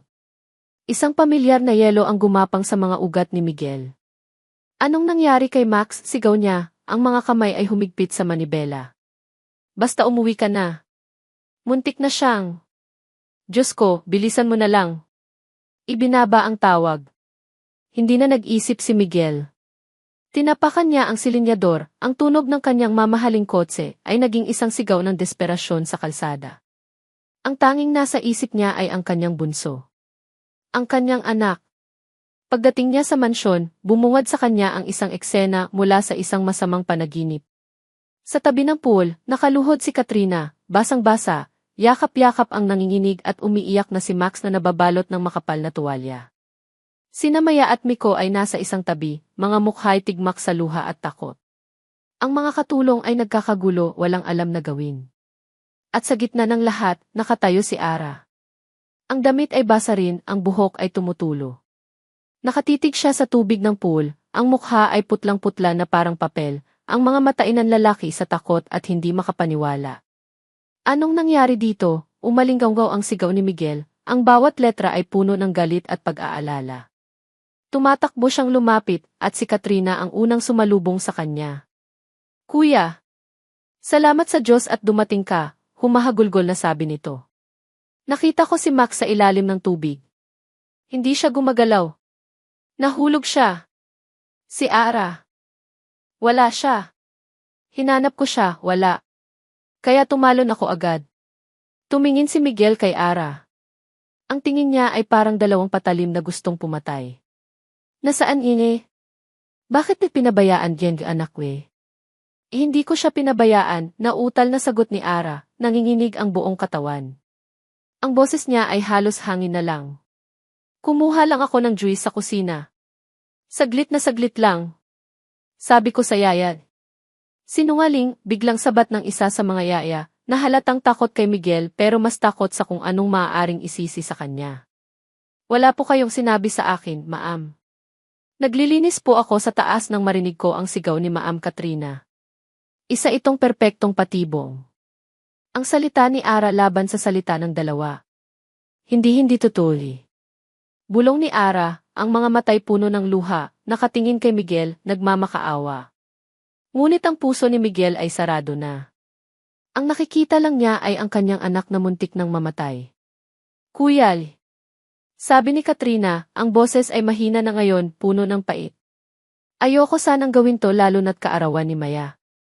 Pero kailangan mo nang malaman ang dahilan kung bakit wala sa sarili si Ara. May kinuha si Katrina na isang folder mula sa isang mesang hindi nabasa. Isang folder na tila inihanda para sa sandaling ito. Ipinakita to sa akin ng accountant mo kanina lang. Pinakiusapan ko siyang tingnan ang mga account mo dahil may masama na talaga akong kutob.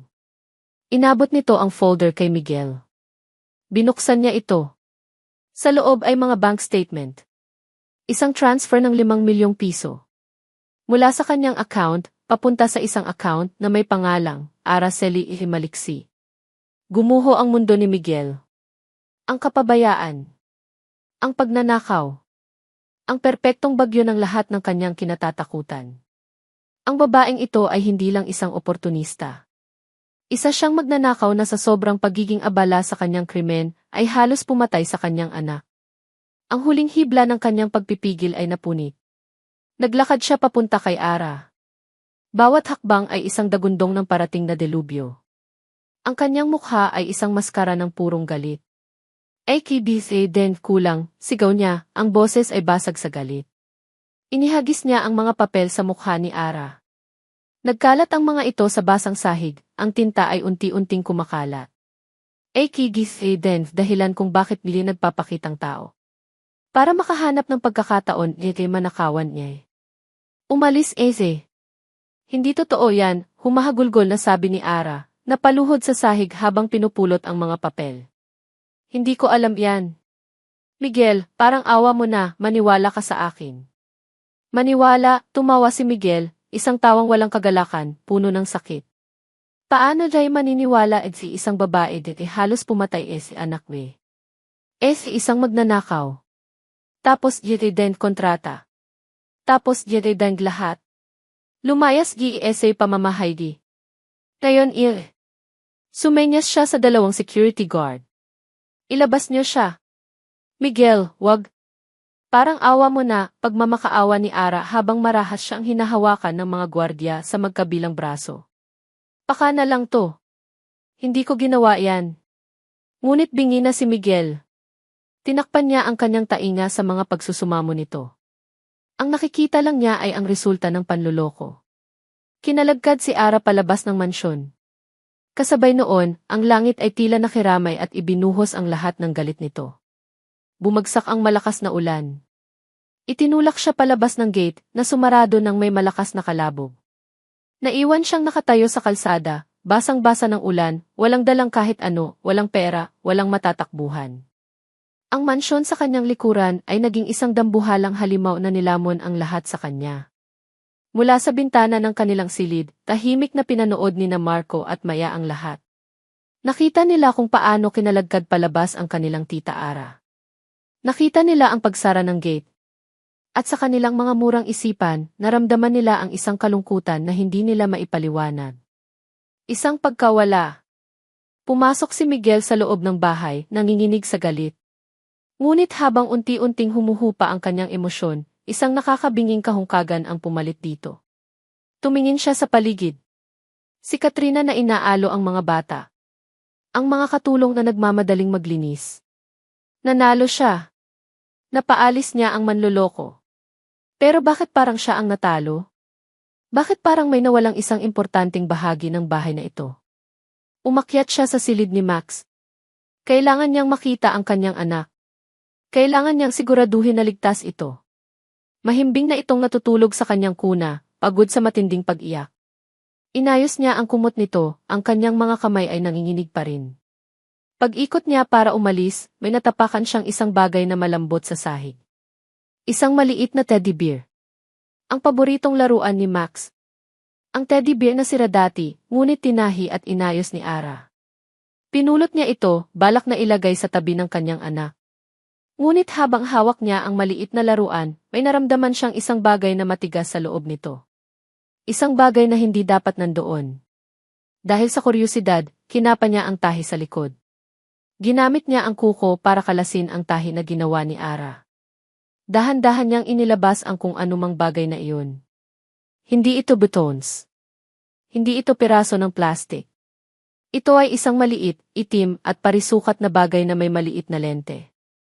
Isang mini voice recorder. Kumunot ang noo ni Miguel. Bakit magkakaroon ng voice recorder sa loob ng laruan ng anak niya? Anong ginagawa nito rito? At sino ang naglagay nito? Hawak ni Miguel ang maliit na voice recorder na parang isang bombang sasabog anumang oras. Ang isip niya, na kanina lang ay puno ng galit at katiyakan, ay biglang napuno ng isang malaking tandang pananong. Sino ang naglagay nito rito? At bakit? Ang unang pumasok sa isip niya ay si Ara. Isa na namang paraan ng paniniktik. Ngunit bakit sa laruan ng sarili niyang anak? Walang lohika. May isang maliit na play button sa gilid. Nanginginig ang kamay na pinindot niya ito. Sa simula, mahinang ugong lang ang narinig niya. Ngunit pagkatapos, isang boses ang pumailan lang. Boses ni Katrina. Sige, iiyak ka lang dyan, Max. Mas maganda kung malakas. Para kapag dumating ang papa mo, ikaw ang una niyang maririnig. Natigilan si Miguel. Nanlaki ang kanyang mga mata. Hindi iyon ang inaasahan niyang maririnig. Nagpatuloy ang recording. Isang boses ng lalaki ang sumagot, boses na hindi niya kilala. Ma'am, sigurado po ba kayo rito? Baka mapano iyang bata. Huwag kang mag-alala, sagot ni Katrina, maihalong inis sa boses. Saglit lang naman to, ang importante, makuha natin ang tamang timing. Kapag nakita mo nang papalapit ang kotse ni Kuya, itulak mo ng bahagya ang bata sa pool. Yung hindi naman siya malulunod agad. Ako na ang bahalang sumigaw at tumalon. Tandaan mo, dapat mukha kang nagulat at wala kang alam. At siguraduhin mong wala sa paligid ang yaya o si Ara. Isang mahabang katahimikan. Paano si Ara, ma'am? Narinig ni Miguel ang isang mapaklang tawa mula kay Katrina. Si Ara? Siya ang magiging bida sa palabas na ito. Siya ang pabaya. Siya ang magnanakaw. Siya ang dahilan ng lahat.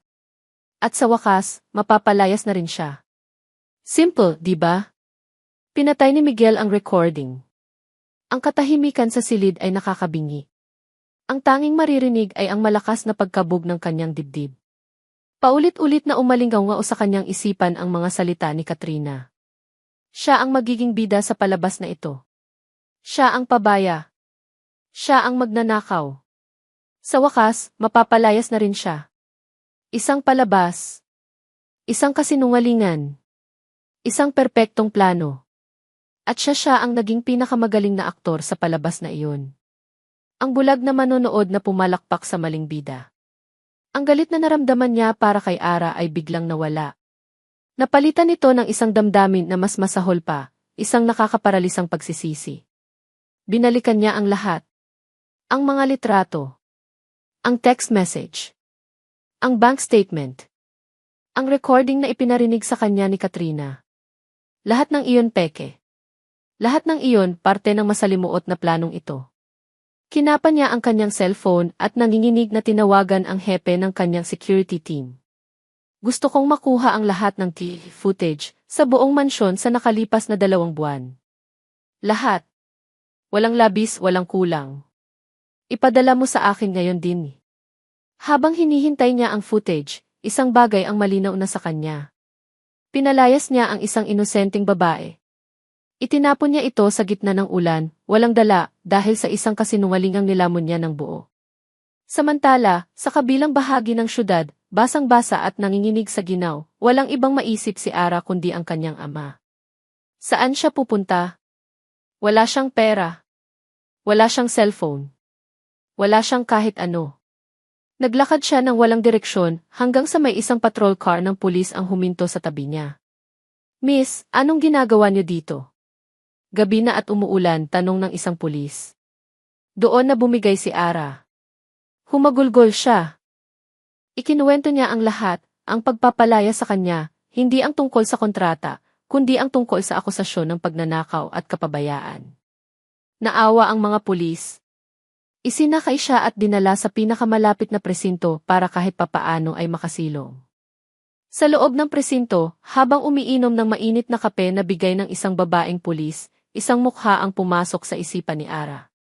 Si Inspector Cruz, isang matandang detective na humawak noon sa kaso ng kanyang ama. Isa siya sa iilang opisyal na nagpakita ng simpatya at nagduda sa bilis ng pagkalutas ng kaso. Pwede ko po bang makausap si Inspector Cruz? Tanong niya. Nasa ibang presinto na raw ito, pero dahil sa awa, tinulungan siya ng mga pulis na matawagan ito.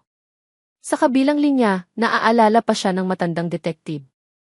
Inspector, sabi ni Ara, ang boses ay desperado ngunit may determinasyon. Tungkol po sa kaso ng tatay ko, si Tomas Maliksi. May hinala po ako. Alam ko pong maliit na bagay ito, pero buhay po ng tatay ko ang nakasalalay dito. Ang pirma po ng nag-iisang testigo sigurado po akong pineke lang iyon. At alam ko po kung sino ang gumawa. May narinig siyang katahimikan sa kabilang linya. At pagkatapos, isang buntong hininga. Miss Maliksi, matagal na rin akong may kutob sa kasong iyan. Masyadong malinis. Masyadong mabilis. Sige, pumunta ka sa opisina ko bukas. Mag-usap tayo. Titingnan natin ulit yan. Isang sinag ng pag-asa. Sa gitna ng kadiliman, isang maliit na sinag ng pag-asa. Sa mansyon, natanggap na ni Miguel ang access sa lahat ng TV footage. Isinara niya ang sarili sa kanyang opisina at sinimulang panoorin ang lahat. Pabalik. Linggo-linggo. Araw-araw. Oras-oras. Nakita niya ang lahat. Nakita niya si Katrina na palihim na pumapasok sa kanyang opisina at kinukunan ng litrato ang mga dokumento sa kanyang mesa. Nakita niya si Katrina na kausap ang yaya na tumestigo laban kay Ara, may iniaabot itong isang sobreng puno ng pera. Nakita niya si Katrina, noong araw na iaksidenteng inahulog ang photo album, na siya mismo ang kumuha ng litrato ni Ara mula sa isang lumang kahon bago ito isinama sa album. Nakita niya si Katrina na palihim na inilalagay ang voice recorder sa teddy bear ni Max, isang araw bago ang aksidente sa pool. Ang bawat video clip ay isang sampal sa kanyang mukha. Isang patunay ng kanyang katangahan. At ang pinakamasakit sa lahat, nakita niya ang mga totoong sandali ni Ara. Nakita niya kung paano nito patagong pinupunasan ang mga laruan ng mga bata tuwing gabi. Nakita niya kung paano nito tinuturuan si Maya na magsulat. Nakita niya kung paano ito umupo sa labas ng silid ni Marco isang gabi, umiiyak ng tahimik dahil narinig niyang may masamang panaginip ang bata. Hindi ito isang pag-arte. Ito ay totoo.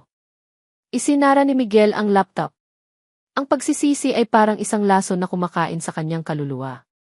Anong nagawa niya? Anong klaseng halimaw siya? Kinuha niya ang kanyang telepono. Alam niya kung sino ang kailangan niyang tawagan. Kailangan niyang hanapin si Ara. Kailangan niyang humingi ng tawad kahit alam niyang hindi sapat ang salitang sorry para sa lahat ng ginawa niya. Nanginginig na i-denial niya ang numero ni Ara. Nagring ito ng ilang beses. At pagkatapos may sumagot. Hello. Ngunit hindi iyon ang boses ni Ara. Boses iyon ng isang lalaki. Sino to? Tanong ni Miguel, naguguluhan. Pulis po ito, sir. Naiwan po ng may-ari ang cellphone na ito dito sa presinto. Sino po sila? Presinto. Ang puso ni Miguel ay tila tumigil sa pagtibok. Pagkatapos ng maikling paliwanag mula sa pulis, ibinaba ni Miguel ang tawag. Kinuha niya ang susi ng kanyang kotse. At sa ikalawang pagkakataon sa gabing iyon, minaneho niya ang kanyang sasakyan na parang demonyo, hindi na dahil sa galit, kundi dahil sa isang desperadong pangangailangang itama ang isang pagkakamaling baka huli na ang lahat para itama. Habang nasa daan, muli niyang tinawagan ang numero ni Ara. Sumagot ang parehong pulis. Sir, ako ulit to, sabi ni Miguel, ang boses ay basag. Nasaan si Ara? Nasaan si Ithres Maliksi? Umalis na po siya, sir. Pero kung gusto niyo siyang makausap, may ibinigay siyang address kung saan siya tutuloy. Isang lumang bahay daw sa Quezon City. Hindi na hinintay ni Miguel na matapos ang pulis. Alam na niya kung saan pupunta. Tinawagan niya si Ara. Sa pagkakataong ito, sumagot na ito. Hello. Ang boses ni Ara ay pagod at mahina, ngunit nandoon pa rin. Nang marinig ni Miguel ang boses nito, ang lahat ng lakas at yabang niya ay nawala. Ang natira ay isang lalaking wasak at puno ng pagsisisi. Ara, di. Sabi niya, ang sarili niyang boses ay halos hindi niya na makilala. Patawarin mo ako. Isang mahabang katahimikan. Kailangan nating mag-usap, pagpapatuloy ni Miguel. Lahat alam ko na ang lahat. Narinig niya ang isang mahinang paghikbi sa kabilang linya. Pagkatapos ay isa pang boses. Boses ni Inspector Cruz. De Villa, sabi ng detective. Mabuti at tumawag ka. Dahil sa tingin ko, ang problema ng asawa mo at ang problema mo ay iisa lang. Ang gabi ay naging umaga. Ang ulan ay tumila na, ngunit ang lamig na iniwan nito ay nanatili sa mga buto ni Ara. Matapos ang pag-uusap nila ni Inspector Cruz, at ang nakakagulat na tawag mula kay Miguel, dinala siya ng detective sa lumang bahay nila sa Quezon City. Pagpasok niya sa pinto, bumalik ang lahat ng alaala. Ang amoy ng kahoy. Ang mga lumang muebles na pinag-ipunan ng kanyang mga magulang. Ang katahimikan. Ngunit ngayon, hindi na ito ang tahanan na nagbibigay ng kapanatagan. Isa na itong crime scene ng isang buhay na ninakaw. Ilang sandali pa, isang pamilyar na kotse ang huminto sa tapat ng bahay. Bumaba si Miguel. Nakatayo siya sa may pintuan, nakatingin dito habang papalapit ito. Ang SEC na dati mukhang hindi matitinag, ngayon ay may bakas ng pagod at pagsisisi sa kanyang mga mata. Suot pa rin ito ang damit mula kahapon. Ara, sabi ni Miguel, huminto sa harapan niya. Ang boses nito ay puno ng bigat. Hinawakan nito ang isang maliit na voice recorder. Narinig ko ang lahat. Tumango lang si Ara. Wala nang luha. Ang natira ay isang nakakapagod na pakiramdam ng pagiging tama, isang tagumpay na walang lasa. Ako rin, sabi niya. Nagsimula na akong alamin ang lahat. Sa loob ng sumunod na oras, sa loob ng maliit nilang sala, pinagtagpi nila ang kanilang mga natuklasan. Ipinakita ni Miguel ang mga GIF footage sa kanyang laptop. Ikinuwento ni Ara ang tungkol sa peking pirma sa affidavit. Habang pinapanood ni Ara ang mga video ni Katrina, ang pagmamanipula, ang pagsisinungaling, ang walang awang pagpaplano, isang tanong ang nabuo sa kanyang isipan. Bakit? Bakit gagawin ito ni Katrina sa kanila? Sa kanyang sariling ama-amahan? Sa kanya? Ang galit ay nagsimulang pumalit sa kanyang pagkalito. May isa pa akong kailangang gawin, sabi ni Ara, tumatayo. Tinuro niya ang isang lumang bowl sa isang sulok. Ang susi nito. Hinahanap niya ito sa kwarto ko. Kung ano man ang nasa loob nito, sigurado akong importante. Ginamit ni Ara ang maliit na susi. Bumukas ang bowl. Sa loob ay mga lumang damit ng kanyang ina, mga photo album, at isang tumpok ng mga nakatuping sulat na itinali ng isang kupas na ribbon.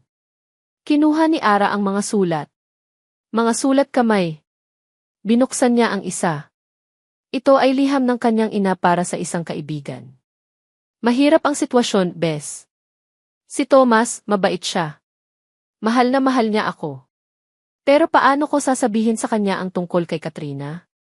Ang bunga ng pagkakamali ko bago kami magkakilala.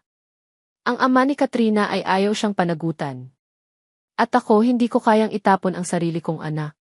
Kaya palihim ko siyang ibinibigay sa aking pinsan para alagaan, umaasang balang araw, matatanggap din siya ni Thomas. Bumagsak ang sulat mula sa kamay ni Ara. Si Katrina. Hindi niya ito stepsister. Hindi ito ampon. Kapatid niya ito. Kapatid sa ina. At si Mang Tomas hindi nito tunay na ama. Biglang nagkaroon ng saysay ang lahat. Ang inggit. Ang galit. Ang pakiramdam ni Katrina na palagi itong itagalabas. Dahil iyon ang katotohanan. Lumaki ito sa anino ni Ara, sa anino ng pamilyang hindi naman talaga nito lubos na kinabibilangan. May plano ako, sabi ni Miguel, ang boses ay matigas na parang bakal. At kailangan kita para maisakatuparan ito. Kinagabihan, ang entablado ay inihanda. Ang library ng mansyon ng mga De Villa. Ang lugar kung saan nangyari ang halik na nagpabago sa lahat. Naroon ang abogado ng pamilya, si Attorney Eliza. Naroon din ang dalawang pinagkakatiwalaang board member ni Miguel. At sa gitna ng lahat, si Katrina. Pumasok ito na may ngiti sa labi, nagtataka kung bakit may bigla ang family meeting. Kuya Miguel, ano to? Tanong nito, ang boses ay puno ng pagkukunwaring inosente. Umupo si Miguel sa kanyang silya, sa likod ng kanyang malaking mesa. Si Ara ay nakatayo sa tabi niya, tahimik at matatag. Katrina, simula ni Miguel. Dahil sa ipinakita mong katapatan sa pamilyang ito, at sa pag-aalaga mo sa aking mga anak, nagpasya ako. Ibibigay ko sa iyo ang 10% ng shares ng kumpanya. Nanlaki ang mga mata ni Katrina sa gulat at kagalakan. Ang pangarap niya, abot kamay na. Talaga, kuya. Naku, maraming salamat.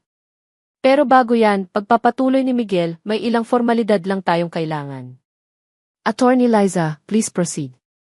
Tumayo ang abogado. Sandoval, bago po natin pirmahan ang mga papeles, may ilang audio-visual presentation lang po na kailangang i-play para na rin sa record ng board. Pinindot ng abogado ang isang remote. Isang malaking screen sa likod ni Miguel ang biglang umilaw. Ang unang video, si Katrina, kausap ang yaya, inaabutan ng sobre. Nawala ang ngiti ni Katrina. Ano yan? Bakit niyo yan pinapalabas? Ang sumunod na video, ang kikiki footage ni Katrina na palihim na pumapasok sa opisina ni Miguel.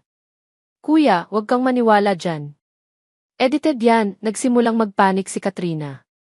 At pagkatapos ang huling alas. Ang audio recording mula sa teddy bear. Sige, iiyak ka lang dyan, Max.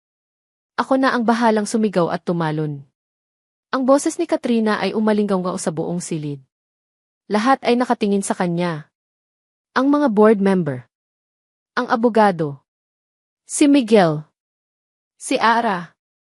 Hindi. Hindi totoo, Pakanan niyo, Pakana ilvis ng ahas did.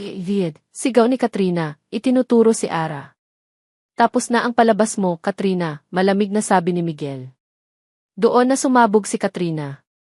Ang maskara ng kabaitan ay tuluyan ng nalaglag, inilalantad ang halimaw sa ilalim nito. Umamin ito, ang boses ay basag sa galit at pait. Tumayo ito, ang mga mata ay nanlilisik. Dan gumawa ng lahat. Bakit? Dahil pagod diki akong maging anino. Pagod diki akong maging ampon lang. Habang siya, dinuro nito si Ara, siya ang prinsesa. Siya ang laging bida. Siya, na may mapagmahal na ama. Samantalang ako. Sino ang ama ko? Sino ang pamilya ko? Ako na laging nasa dilim. Karapatan ko to. Karapatan kong kunin ang lahat ng dapat ay sa akin. Hinagis niya ang isang florera sa sahig. Nagkalat ang bubog. At ikaw, Tatay Tomas, lumingon ito sa direksyon ng pintuan. Salamat sa pagiging isang tanga. Napakadali mong maloko. Hindi niya alam na sa labas ng pintuan, kasama si Inspector Cruz, ay nakatayo si Mang Tomas, na pansamantalang pinalaya para saksihan ang lahat. Ang mukha ng matanda ay puno ng sakit at hindi makapaniwala. Kaya sinira ko kayo, pagpapatuloy ni Katrina, parang isang baliw. Sinira ko ang tatay niya. Sinira ko ang asawa mo, Miguel. Ako rin ang nagbigay sa'yo ng ebidensya laban kay Elena. Para mawala siya sa landas ko. At sinira ko rin siya, muli niyang dinuro si Ara. At muntik na akong magtagumpay. Muntik na. Sa hudyat ni Miguel, bumukas ang pinto ng library. Pumasok si Inspector Cruz kasama ang 2 pang pulis. Katrina Sandoval, formal na sabi ng inspektor. Inaaresto ka namin sa mga kasong frustrated murder, falsification of documents, at perjury. Nang makita ni Katrina ang mga pulis, ang lahat ng tapang niya ay nawala. Napaluhod siya, humahagulgol, hindi na sa pag-arte, kundi sa tunay na pagkatalo. Habang kinakabitan siya ng posas, ang mga mata niya at ni Ara ay nagtama. Sa mga mata ni Katrina, nakita ni Ara ang lahat, ang galit, ang inggit, ang sakit ng isang buhay na ginugol sa paghahangad ng pagmamahal na hindi nito naramdaman. At sa isang saglit, sa halip na galit, awa ang naramdaman ni Ara para sa kanyang kapatid. Nang mailabas na si Katrina, ang silid ay binalot ng katahimikan. Tapos na ang lahat. Ang kaaway ay nahuli na. Ang katotohanan ay lumabas na. Naiwan silang 2 ni Miguel, nakatayo sa gitna ng silid na naging saksi sa kanilang pag-aaway at ngayon, sa kanilang tagumpay. Ang kontrata ay nasira na. Ang mga kasinungalingan ay nabura na. Ngunit ngayon, isang bagong tanong ang lumitaw sa pagitan nila. Ano na ang susunod? Ano na sila ngayon? Ang kanilang hinaharap ay naging mas malabo pa kaysa dati. Lumipas ang ilang linggo. Ang ingay ng eskandalo ay unti-unting humupa, napalitan ng isang mahinahon ngunit hindi pamilyar na katahimikan. Si Mang Tomas ay tuluyan ng napawalang sala. Ang unang ginawa ni Ara paglabas ng kanyang ama ay ang yakapin ito ng mahigpit sa labas ng kulungan. Sa pagkakataong ito, ang kanilang mga luha ay hindi na luha ng pait, kundi luha ng ginhawa at pasasalamat. Bumalik sila sa kanilang maliit na bahay sa Quezon City. Bawat sulok ay pamilyar, ngunit may nagbago na. Nagbago na si Ara. Nagbago na ang tingin niya sa buhay. Isang hapon, habang nagkakape sila ng kanyang ama sa kanilang maliit na hardin, isang itim na kotse ang huminto sa tapat ng kanilang bahay. Bumaba si Miguel. Hindi siya nakasuot ng mamahaling suit, kundi isang simpleng polo shirt at pantalon lamang. Wala siyang dalang driver. Siya lang mag-isa. Tumayo si Mang Tomas. Naglakad si Miguel papasok sa kanilang gate, at sa unang pagkakataon, ang isihi na dati puno ng yabang ay yumuko sa harap ng isang simpleng karpintero. Mang Tomas, sabi ni Miguel, ang boses ay puno ng pagsisisi at respeto. Wala pong sapat na salita para humingi ng tawad sa lahat ng pinsalang na idulot ko sa inyo at sa anak ninyo. Pero nandito po ako para personal na sabihing patawarin niyo po sana ako. Tiningnan ni Mang Tomas si Miguel, pagkatapos ay si Ara. Nakita niya ang sakit na pinagdaanan ng kanyang anak, ngunit nakita rin niya ang isang bagay sa mga mata nito kapag napapatingin ito kay Miguel. Isang bagay na hindi kayang itago. Ang Diyos nga nagpapatawad, ako pa kaya, mahinang sagot ni Mang Tomas. Pero hindi ako ang mas nasaktan mo, iho. Ang anak ko. Iniwan sila ng matanda. Naiwan si Ara at Miguel sa katahimikan ng hardin. Tiningnan ni Ara si Miguel. Ito ang lalaking naglagay sa kanya sa impyerno. Ngunit ito rin ang lalaking kasama niyang lumabas mula roon. Ang kontrata, ang kasunduan, wala na ang lahat ng iyon. Malayang-malaya na siya. Ngunit bakit parang may kulang? Kumusta na ang mga bata? Tanong niya, para basagin ang katahimikan. Hinahanap ka nila, sagot ni Miguel. Gabi-gabi. Si Maya, laging nagtatanong kung kailan ka babalik. Si Marco, kahit tahimik, laging sumusulyap sa kwarto mo bago matulog.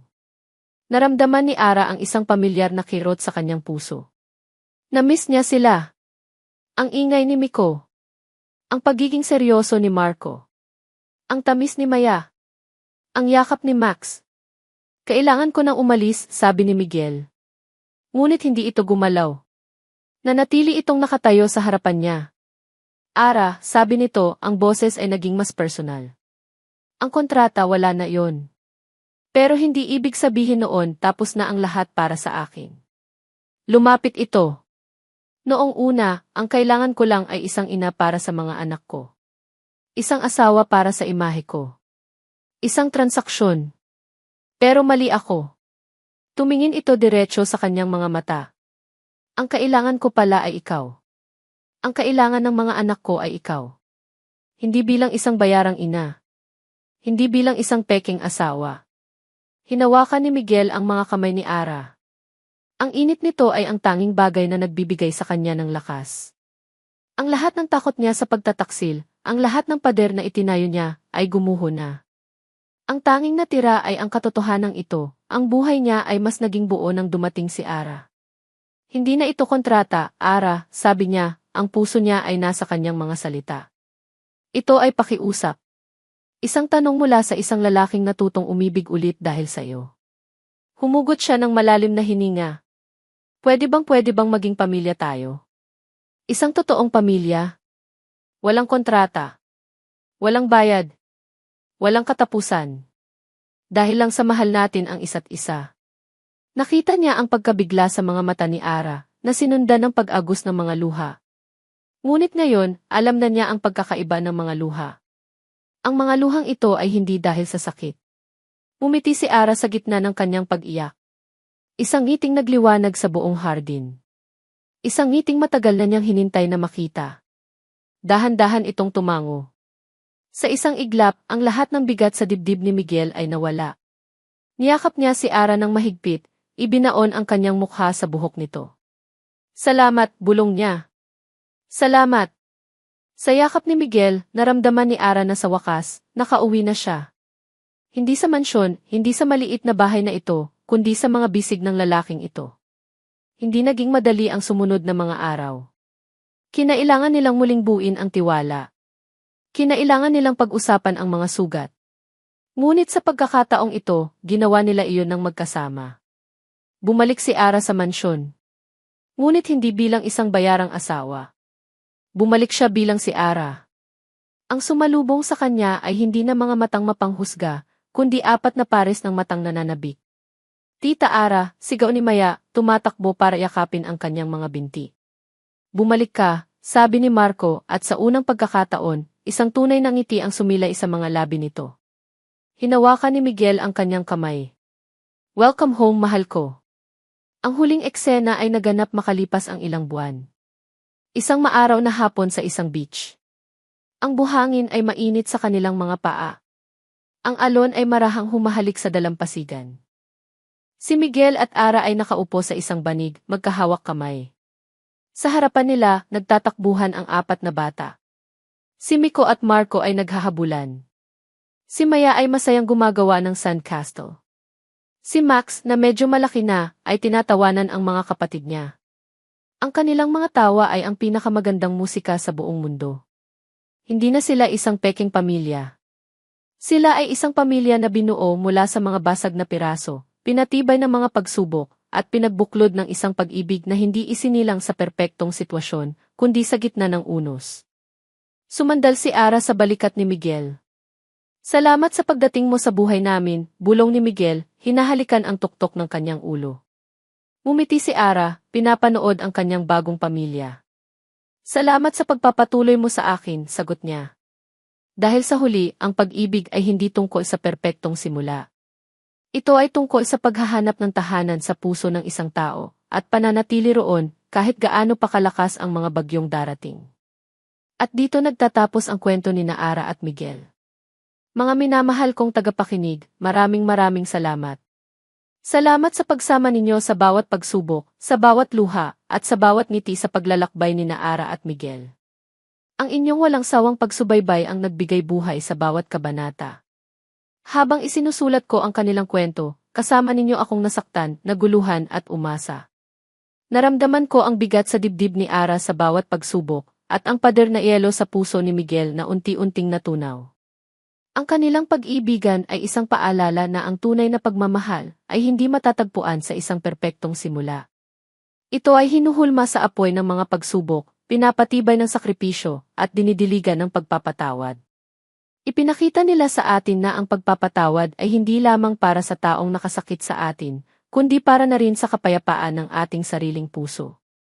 At higit sa lahat, ang kanilang kwento ay isang testamento ng pag-asa, na kahit gaano pa tayo kadapa, laging may dahilan para bumangon at muling magsimula. Ngayon, nais ko namang marinig ang inyong saloobin. Ano ang tumatak sa inyong puso? Anong aral ang baon ninyo mula sa kanilang kwento? Huwag po kayong mag-atubiling i-share ang inyong mga komento sa ibaba. Ang bawat isa ay mahalaga sa akin. Muli, mula sa kaibuturan ng aking puso, maraming salamat sa inyong lahat. Hanggang sa muli nating pagkikita sa susunod na kwento.